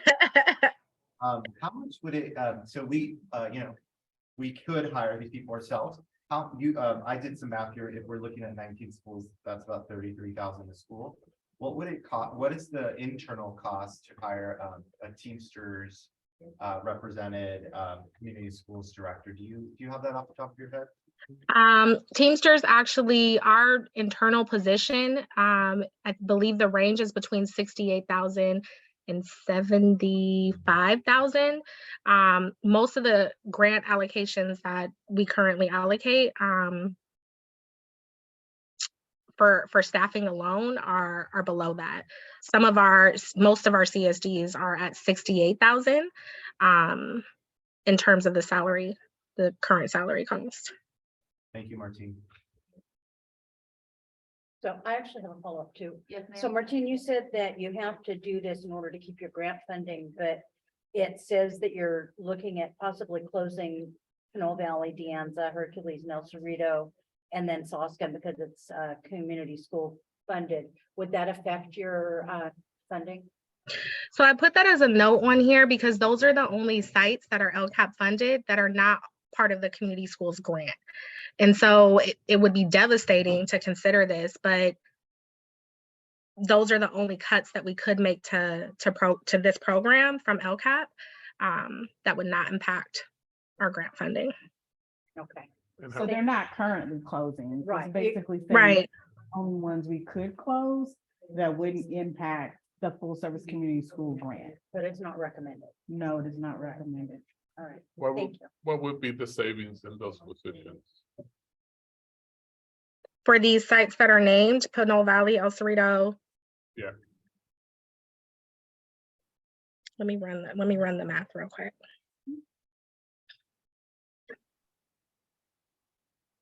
What's going on? Somebody get up and run around the room. Is that you, Dr. Detectors are saying we're not Messing here. with the lights.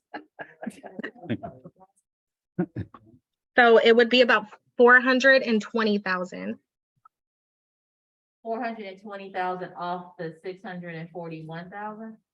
No. Or no, 420,000 in addition to the 641,000. If we reduced by those programs, we would be reducing costs by about 420,000. From the total 2 From million, the right? total. Oh, The yeah. total The 2 total. million. From the total. Okay. Any other questions? Okay, Ms. Blake, go ahead.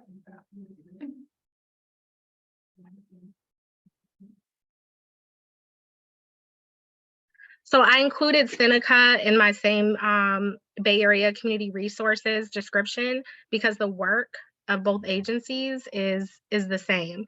I will say that you could, and Seneca only has 4 community school sites, and so you could see the difference in cost there. So what we need to maintain these to keep the community schools grant? Yes.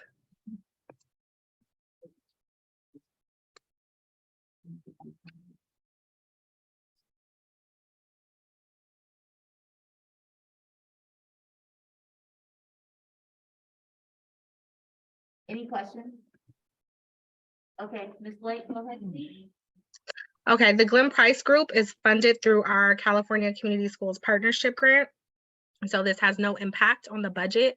This contract here is for a grant writer on retainer so that we can have support with identifying additional funding streams, leveraging our LCFF and our community schools grant funding, and have support in applying for those opportunities. The next item, Riviera Healthcare, is a contract that we have, as well as it's paired with Be a Mentor. So Riviera Healthcare supports, and Be a Mentor both support our volunteer clearance process. So together they run the FBI checks and the state checks on our parents to provide clearance. They support us with a database to see who was cleared and a number of users across our system. So these are the costs associated with that clearance alone. This year with our IT department and our safety department, we have been exploring alternatives to both of these contracts where our parents would be able to come. We would contract with the vendor. They would have the same FBI and state clearance background checking ability, but our parents would be able to come in and our CBOs would be able to come in and just scan their ID, and that ID scan would indicate whether they're cleared or not. And so this would reduce costs by eliminating the need to consistently badge our parents to indicate their clearance. I have a question, Ms. Blake. Can you re-explain that? Because I thought once you're badged in the district, you're badged forever, right? So I don't have to get rebadged every year, right? Once I'm badged, I'm badged. Listen, it may not be the best policy, but that's the one we have. Once I'm badged, I'm badged. I got badged when my kids was in kindergarten. I didn't have to get rebadged ever. That's what they told me. That's still accurate, right? Well, we have a number of parents every year that lose their badges. And so we do a lot of reprinting of badges. The other issue that causes, because like you said, once you're badged, you have that badge for life, is it's a safety issue for our students, for that badge to just be out there kind of with no expiration date and no validation in regards to whether it's still valid or not. It's very hard to get those badges back when there's an incident that comes up. Okay. The President Gonzalez. Thank you. I'm sorry, Ms. Kitchen, I didn't see you. Oh, I'm sorry. President Oh, Gonzalez. Well, I just want to put my contract hat on for a second and ask Martine, this scanning of the IDs, is that going to go through the DOJ? Because Yep. our process, and we get alerted if something happens. Yep, it would be the same process. We would be alerted immediately. The sites and the central office administrators would be alerted immediately. Okay, thank you. And DOJ is Department of Justice. Mhm. President Gonzalez. Thank you. So by when do you think that you'll know if we can switch to this new system? We're hoping that we'll know by the end of the year so that we can start the new year with this system. Hold on, Ms. Blake, the light went out. Hold on. Oh, thought you didn't like my answer. I think President Gonzalez Hoy, I think that it would be too late for that process, right? Because I don't think they have come to a final solution yet. I think we're talking more like June or July. Yeah. On when this would actually be finalized. So I think this committee would still have to make a decision before then, on funding and so not. Is there a way to get them to expedite it? $100,000, right? I So don't know, Martine, is there a way to expedite? It's like, We can, I can't answer that question right now. We can take it, you know, I could go back to Tracy and Mr. Booker and we could explore ways to expedite and pursue that if it's possible. Thank you. I think that would be helpful because I mean, the answer is not like we can cut this, right? So, it'd be great for us. Any other questions about this one? Okay, Ms. Blake? So this last contract on this tab is for a partnership with Community Education Partnerships. This is a tutoring and an advocacy agency for homeless youth.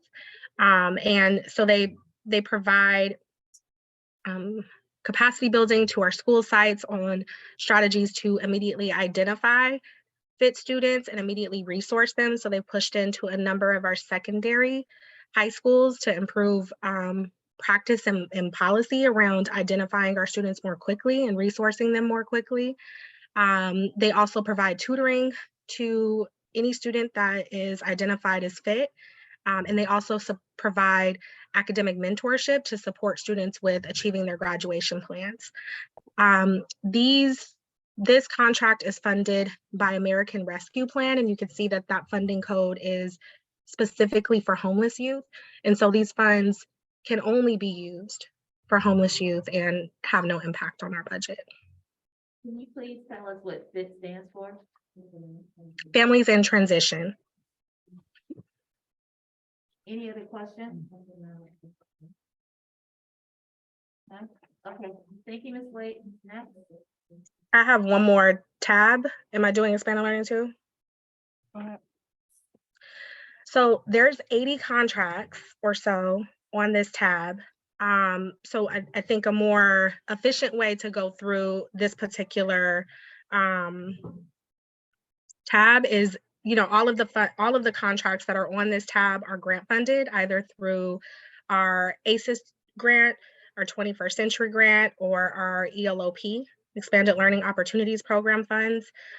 These grants require the district to provide 180 days of school year and after school programming, as well as intersession programming. So the purpose of the funds is very specific.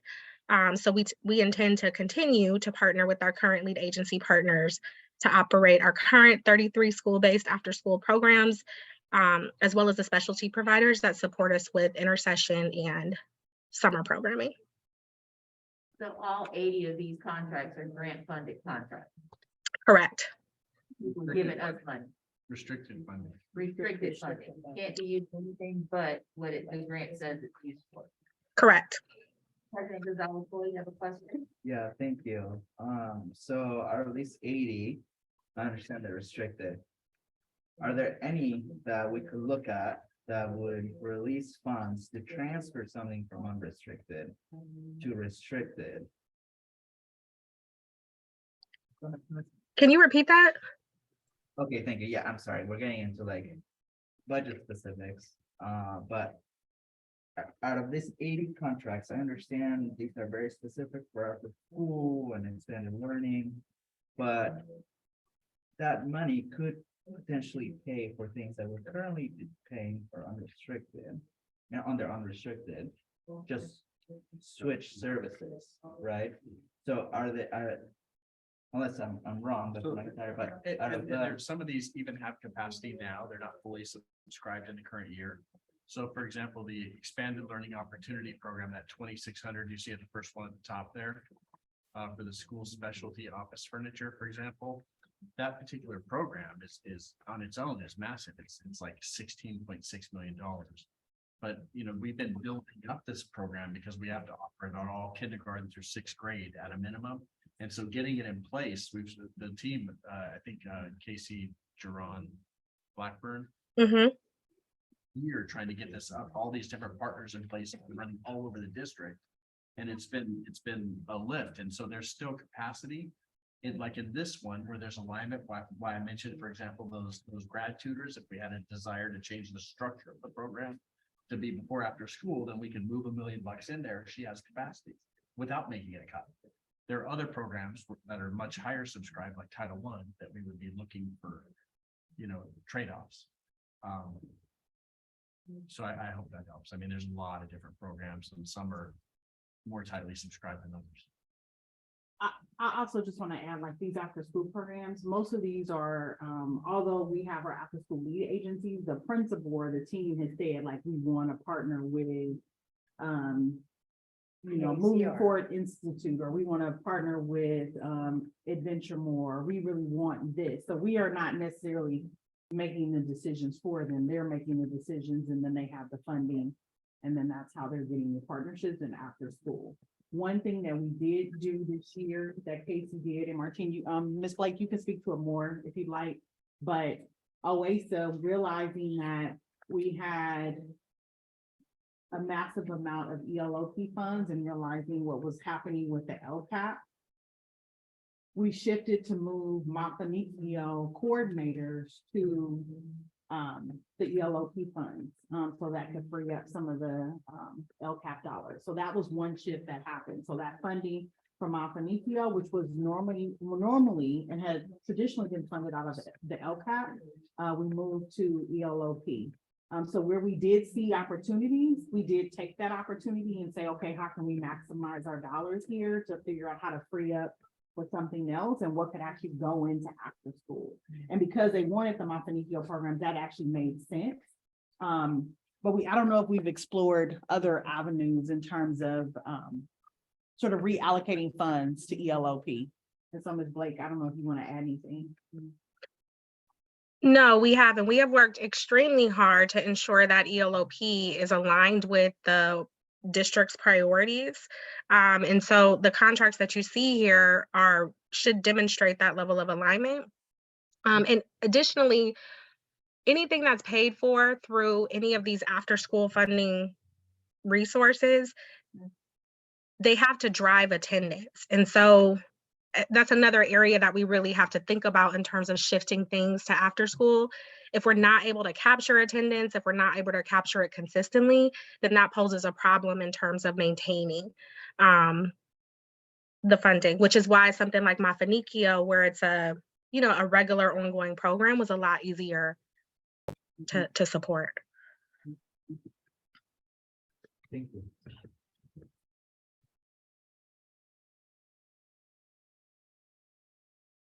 So I have a question, and this is just me looking through these. So when we look at $98,209.79 for walkie-talkies, we're looking to replace the walkie-talkies that don't work, right? And then you want to purchase new walkie-talkies for the expanded learning site. But do all sites have walkie-talkies? Yes. All sites have walkie-talkies. All sites have functioning, working walkie-talkies. No. Okay, so principal says no. Okay. So this money would go to purchase functioning walkie-talkies. With the walkie-talkies, then could they still be, do we have to purchase additional walkie-talkies for expanded after school learning, or can they just use the walkie-talkies at school? So they have to be, the biggest issues is that the walkie-talkies weren't functioning. There was not enough to accommodate after school. So yes, that was a huge investment. However, safety after school, when our after school coordinators are oftentimes the only folks on campus, is really important. So the biggest issue is that they didn't have access to functioning walkie-talkies. The question would be, it's how many after-school coordinators are there? If there's one for every site plus a support staff. Mm-hmm. Walkie-talkies at every site. Two additional. Right, it's additional walkie-talkies as well as yeah.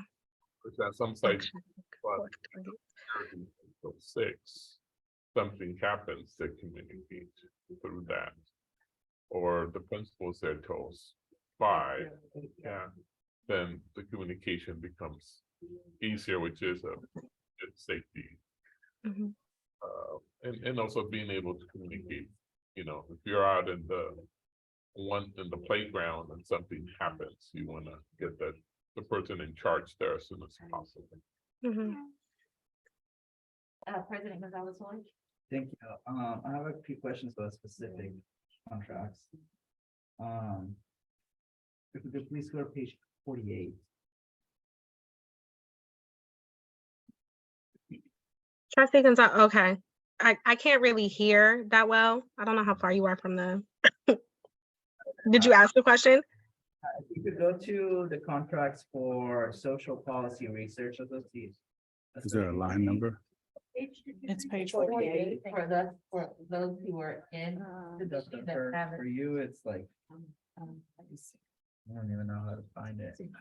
I know, it's California State PTA. Is that what you're talking about? No, no, no, Or the no, I social have- policy I have- research? Dr. Hurst. it Yep. would be Social Policy Research Associates. Social policy research. Because this doesn't have If you, line number. the can't say Control sooner F or later. and type it in there. That's a fine.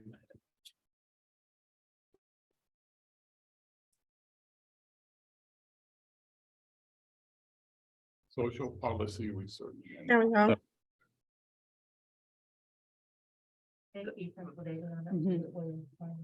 So this is an after-school program that's being offered at one of our schools. This is our evaluation contract, which we have to have an evaluator for our annual reporting for the state. That goes around and evaluates the programs that we offer. Got it. Mhm.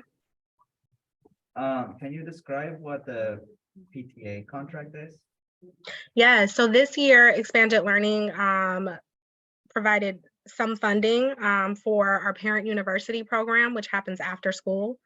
And so we were really hoping to use this as kind of like a way to improve parent engagement after school. Maybe I shouldn't say improve, enhance parent engagement after school. And then we were also hoping that bringing in our parents after school for this opportunity, we would increase enrollment for our after school programs. Got it, thank you. If you could please go below, go to page 49, everyone else. The Arnold Garcia program. You can type in Arnold, you found it. Yeah. Can we talk about that one? Sure.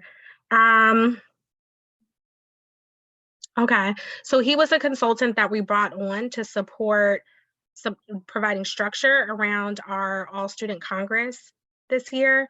As you know, we launched All Student Congress during school closures, but there wasn't really any codified practice around what our students would be looking at by way of data, what types of problems they would be solving, how they would be advising our system. And so this consultant is helping us to build that structure. When did this contract start? I'm gonna have to look for that one. But it was this school year. It was this school year.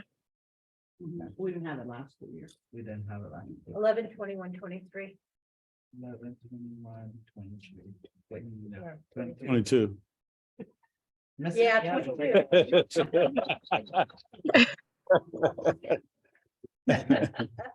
Thank you. So then. This contract still pay through expanded learning, even though it's providing support. I mean, it's, I guess, student congress after school, It's after right? school. Okay. And so this person in charge of student congress or was Mr. Merriweather still? And then this person just provides support to Mr. Merriweather. Actually, Casey led All Student Congress this year, and our Expanded Learning Division led All Student Congress this year. Is this something we could just keep in-house and not have this contract? I think so. I think we can phase it out over time. I mean, because the intent was to build structure. So once we have that structure, we won't, there won't be as much of a need. This consultant did also provide some RJ capacity building to our students as well as to our staff as well. So again, I think over time, once the capacity is built and the structure is there. Got it. Thank you. I have more questions than others, but is this about student congress? It's not. It's a general question about the section. Oh, okay. Should I finish that? Let's let you finish and then we'll go to Mr. Daly before we move on. Sorry, I promise I'm almost. Ms. Blake, the next one, Heather Ann Manchester, what is this one?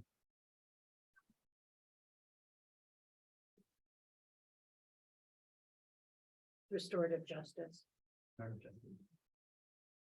He was asking about this one, Martine. Yeah, Heather, she partners with Arnaldo to support same scope of work, restorative justice, as well as all student progress. Thank you. Sorry, I have one more. If we go to page 52, it's Regents of the University of California.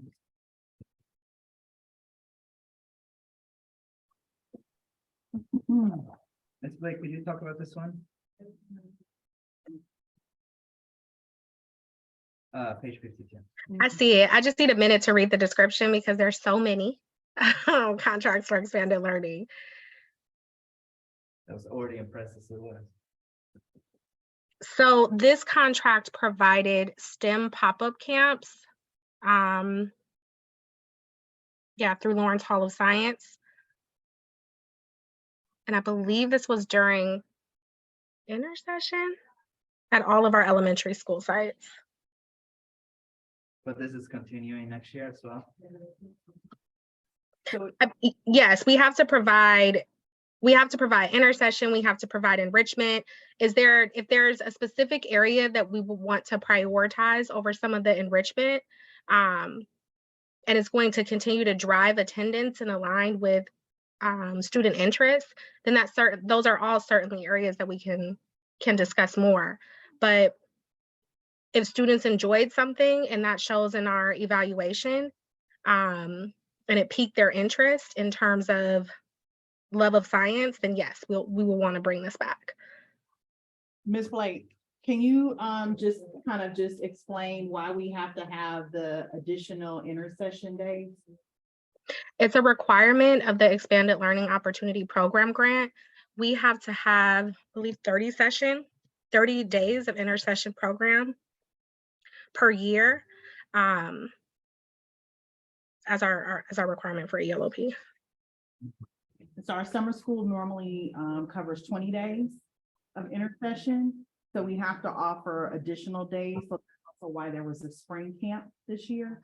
And so we offer additional camps during intercession. So either winter, spring, not during ski week, but normally there's some other offering of intercession. So if you ever see that, that's because the summer school does not, it's only 20 days. And so after school is required by law to have 30 days. And these are free programs? Yes. Okay. Principal Adelio? It's a question more for Dr. Hurst. Dr. McIntyre. My brain's gone. Sorry. What other than grad tutors that could possibly be moved into the after-school program funding? What other programs have you thought about that could be moved? Understanding that anything that you move into this is only before school, after school, and in the summer. And we have to capture attendance. So it has to be some type of structure. And one other thing I'll add is the bulk of this funding is for our TK through 6th grade students. So in terms of secondary, there is not enough funding to move things over in that regard. Because ELOP is the biggest supplement for after school, and that's limited to TK through 6. So we would have to change, create a new structure with those grad tutors. They couldn't be secondary in their nature. So we'd have to create something new within their job description after school. So it's a stretch as it is. That was the biggest pot that we saw this availability with. None of the other ones that were on the cut list really jumped off as being appropriate for this pot. Yeah, and grad tutors are full-time. Right. And after school hours are only, we're only talking 3 hours typically after school. So 6 o'clock, so. I mean, unless they were doing something in the morning, but again, in order for ELOP to keep their funds, it's all attendance based. So if the kids aren't coming, risk ELOP not having funding in the future. Can FTE for credit recovery in high school be used for this before school and after school? More than likely, I'm sorry, I thought you were complete. Go ahead. For example, to provide the classes after school to complete Edgenuity. But that would be students that would have to show up, and then you would need an adult to supervise that process, open up tests, etc. So ELOP is TK through 6th grade funding. So as you know, Mr. De Leon, funding for secondary sites is very limited. So you would have to take away something in your after-school program to be able to accommodate what you're requesting. And only if you have a 21st century grant for second. Correct. So we only have 2 sites that have a 21st century grant, which is your site in Kennedy, and it's not enough. It's not enough money to really do what you're asking for. Thank you. Any other questions?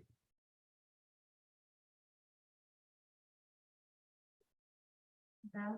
Okay, Ms. Blake, are you complete? I am complete. Thank you. So very much. We appreciate you coming. We have 30 minutes. Ms. Huffman? Thank you, Ms. Blake. Is that all? Are you complete with yours? Yes, I will bring the other 3 departments tomorrow, Wednesday.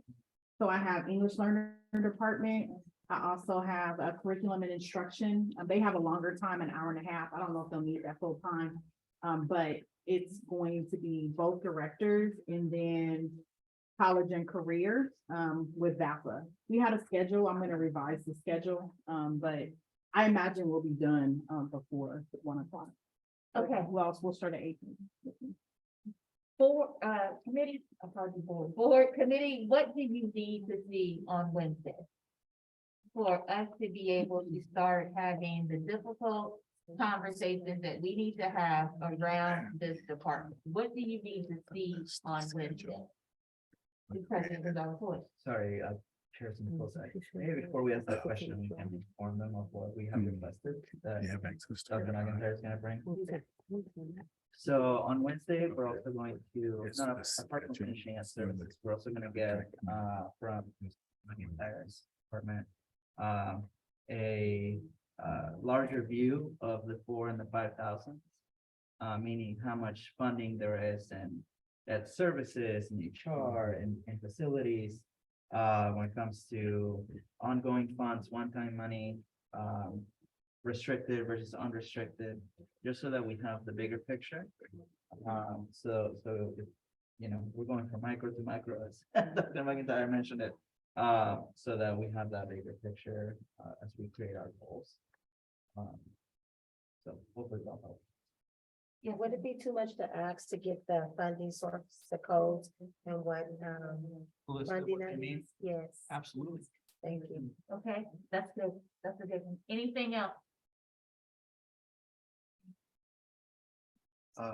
It might already have been stated with what Mr. Gonzalez voice says, but it's also like the context of the ed services piece within that larger scope of like today, within this large amount, we're looking at this amount. Yeah. Just because a lot of pages, Martinez covered, it's specific. Did we capture, are we capturing those, Dr. Hurst? A list of the code, Yes. what? You'll have to note. You got it? Okay, And we have it recorded as well. let's go Principal De Leon and then President Gonzalez Hoy. Principal De Leon, do you have needs or what you would like to see? I think that list that was requested at the beginning of the yeses, that would give us a total of what we can look at. So have it disaggregated a little bit with, Yeah. here's a list of the yeses. and this- Yeah, okay. the ones that we know are not gonna come back, and I don't know how they work together. Yeah, I think Martin's presentation was very precise because you can't touch the 2600, 60, 10. that's restricted. Yeah. Because It has to be spent that way. we have to move It's that way. something from elementary into there, so the question would be for Dr. Hoffman. What can we bring in from K, from elementary? What possibilities can be taken out of elementary programs that can be moved into the after-school type program from the more usable type of things? Is it that you can bring in reading recovery after school or before school? Is it that you can bring math enrichment, or for lack of better words, a remediation of math skills, so when they leave elementary to middle school, they're on track? So what can we be moved that may be used during the day to after school, before school? To free up some things out of LCAP or some other fund. President Gonzalez, I'm sorry, Principal De Leon, you complete? Yes. President Gonzalez Porter? Thank you. Mrs., I think it'd be great if we can put our full calendar on the agenda.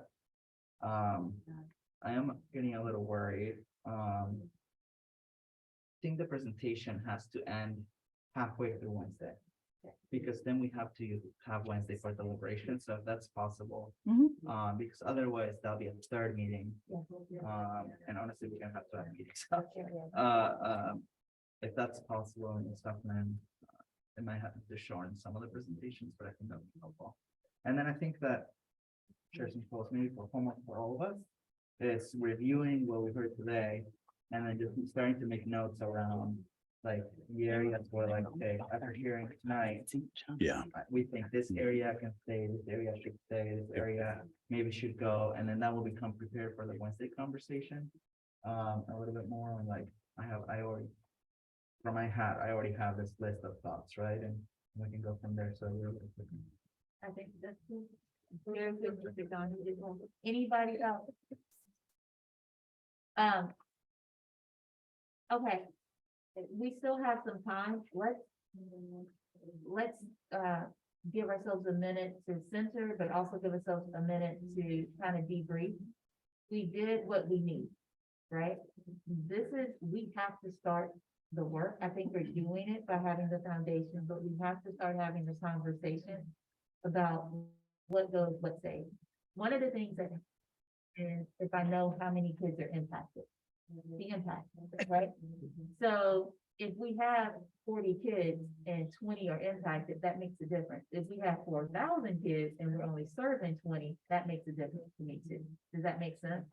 So data like that helps me have this conversation. I think that as a committee, we're asking really good questions. Can this be done in-house? And you're really leading that work, which is really good. Can this be done in-house? Can the site do it? I think that having an administrator on the committee is really beneficial, because it's like, well, we can, but you gotta tell us ahead of time. Like, we have to know if we're able to kind of push this back towards us, what is that gonna look like? And how does that impact our SSC? We're a little heavy on the acronyms, staff. So when you do the acronym, say what it means. Try to remember to say what it means, because it's heavy for all of us who, A, it's hard for me to keep it in my head all the time, but B, we want to be conscious of the people who are watching and participating in-house and on Zoom.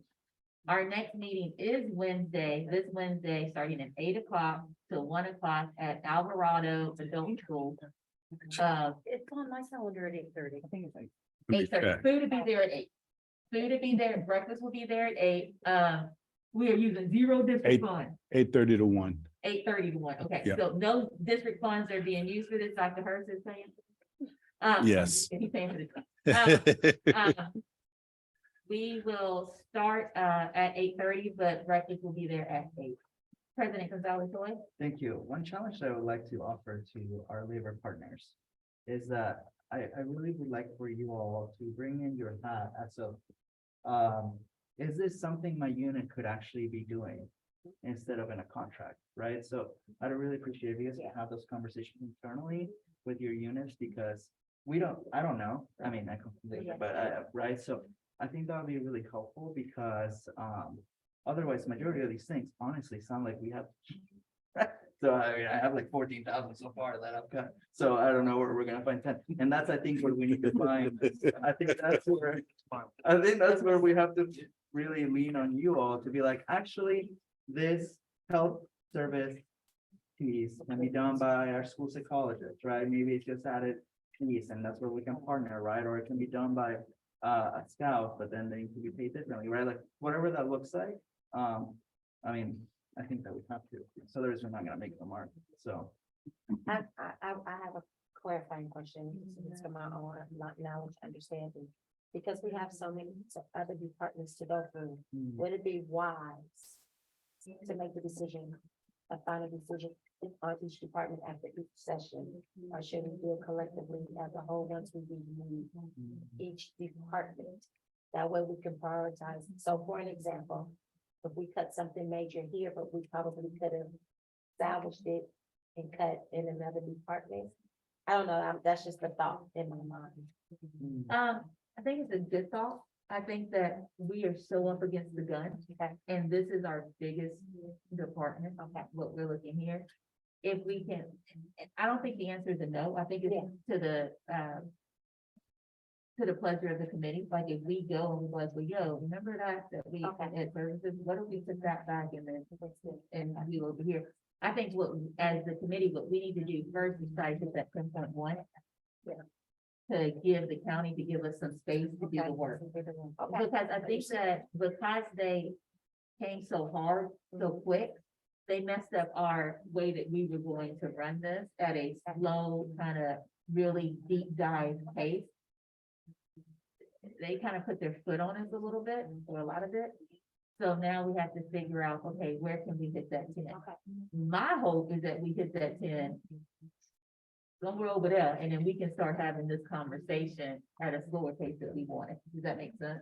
So, that's conversations that we're having, but I do agree with you. It's just, if we find that 10.1, then we can breathe and go back and adjust. That's my hope. Anything else from the group? Yes, Principal De Leon. Yes, towards the 10.1, has there been, other than contracts, anything else identified to be cut other than staffs? It's a great question. So we passed March 15th.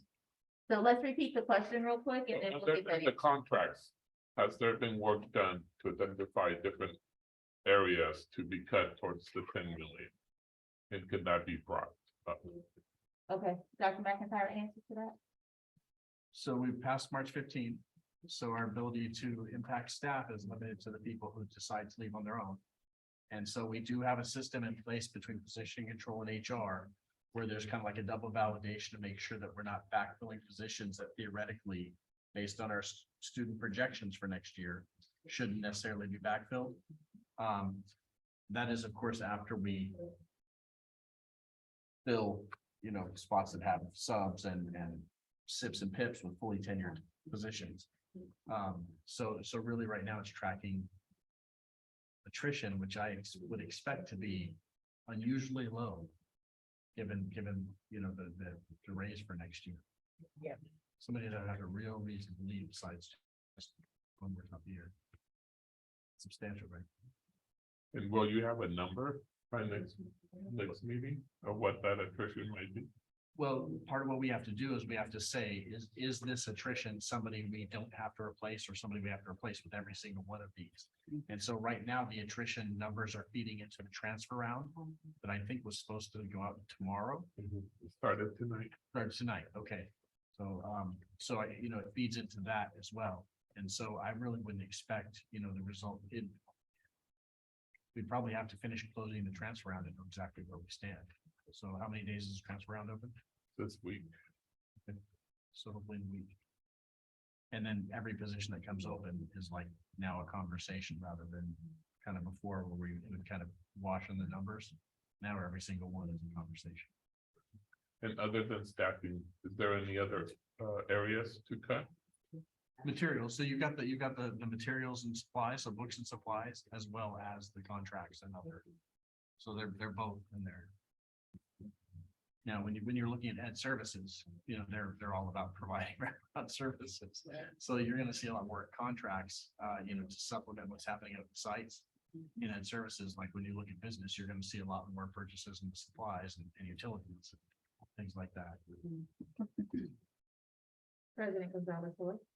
Thank you. Dr. McIntyre, I was wondering if you could paint a picture for us just about the urgency of the work. So, let's say that we don't find cuts here.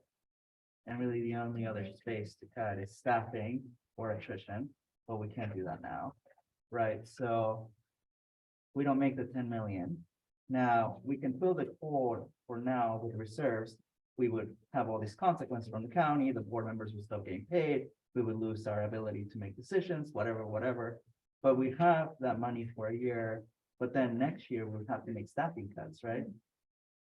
So the fiscal solvency plan that's in the budget still includes $19.8 million in staffing cuts next year. So, now theoretically, if we find the 10.1 now, then it would be 19.8 minus 10.1, so 9.7 you'd have to do the following year.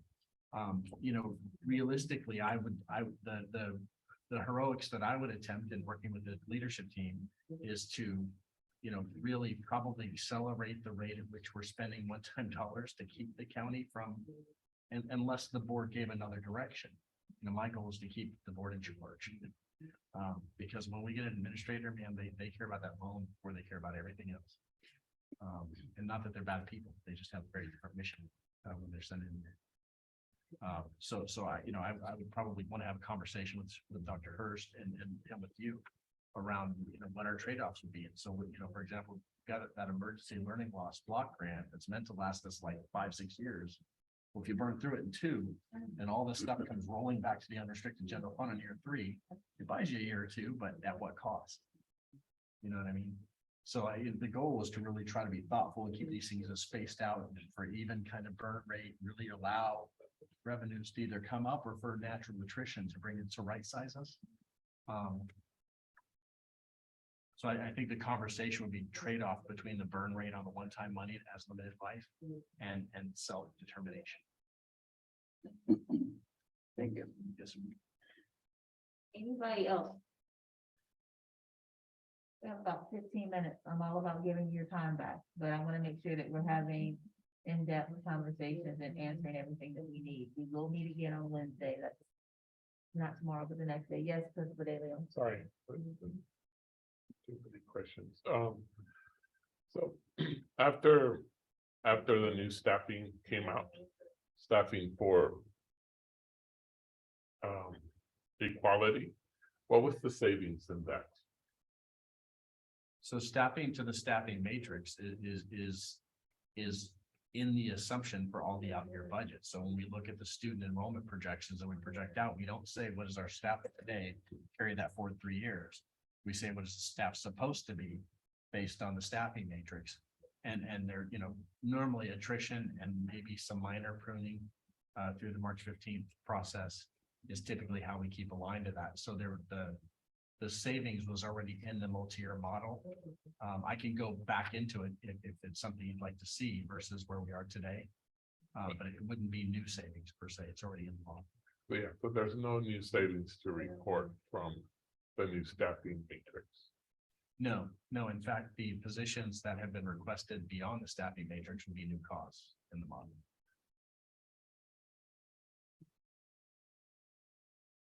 Anything else?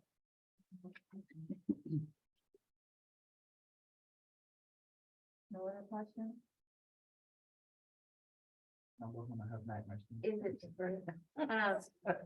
it okay to end the meeting early? Yes. Okay, so ladies and gentlemen, this is an absolute heavy conversation. The room is heavy. This is heavy because we're trying to figure out where we can save this money that doesn't touch close to the classroom. That's our goal.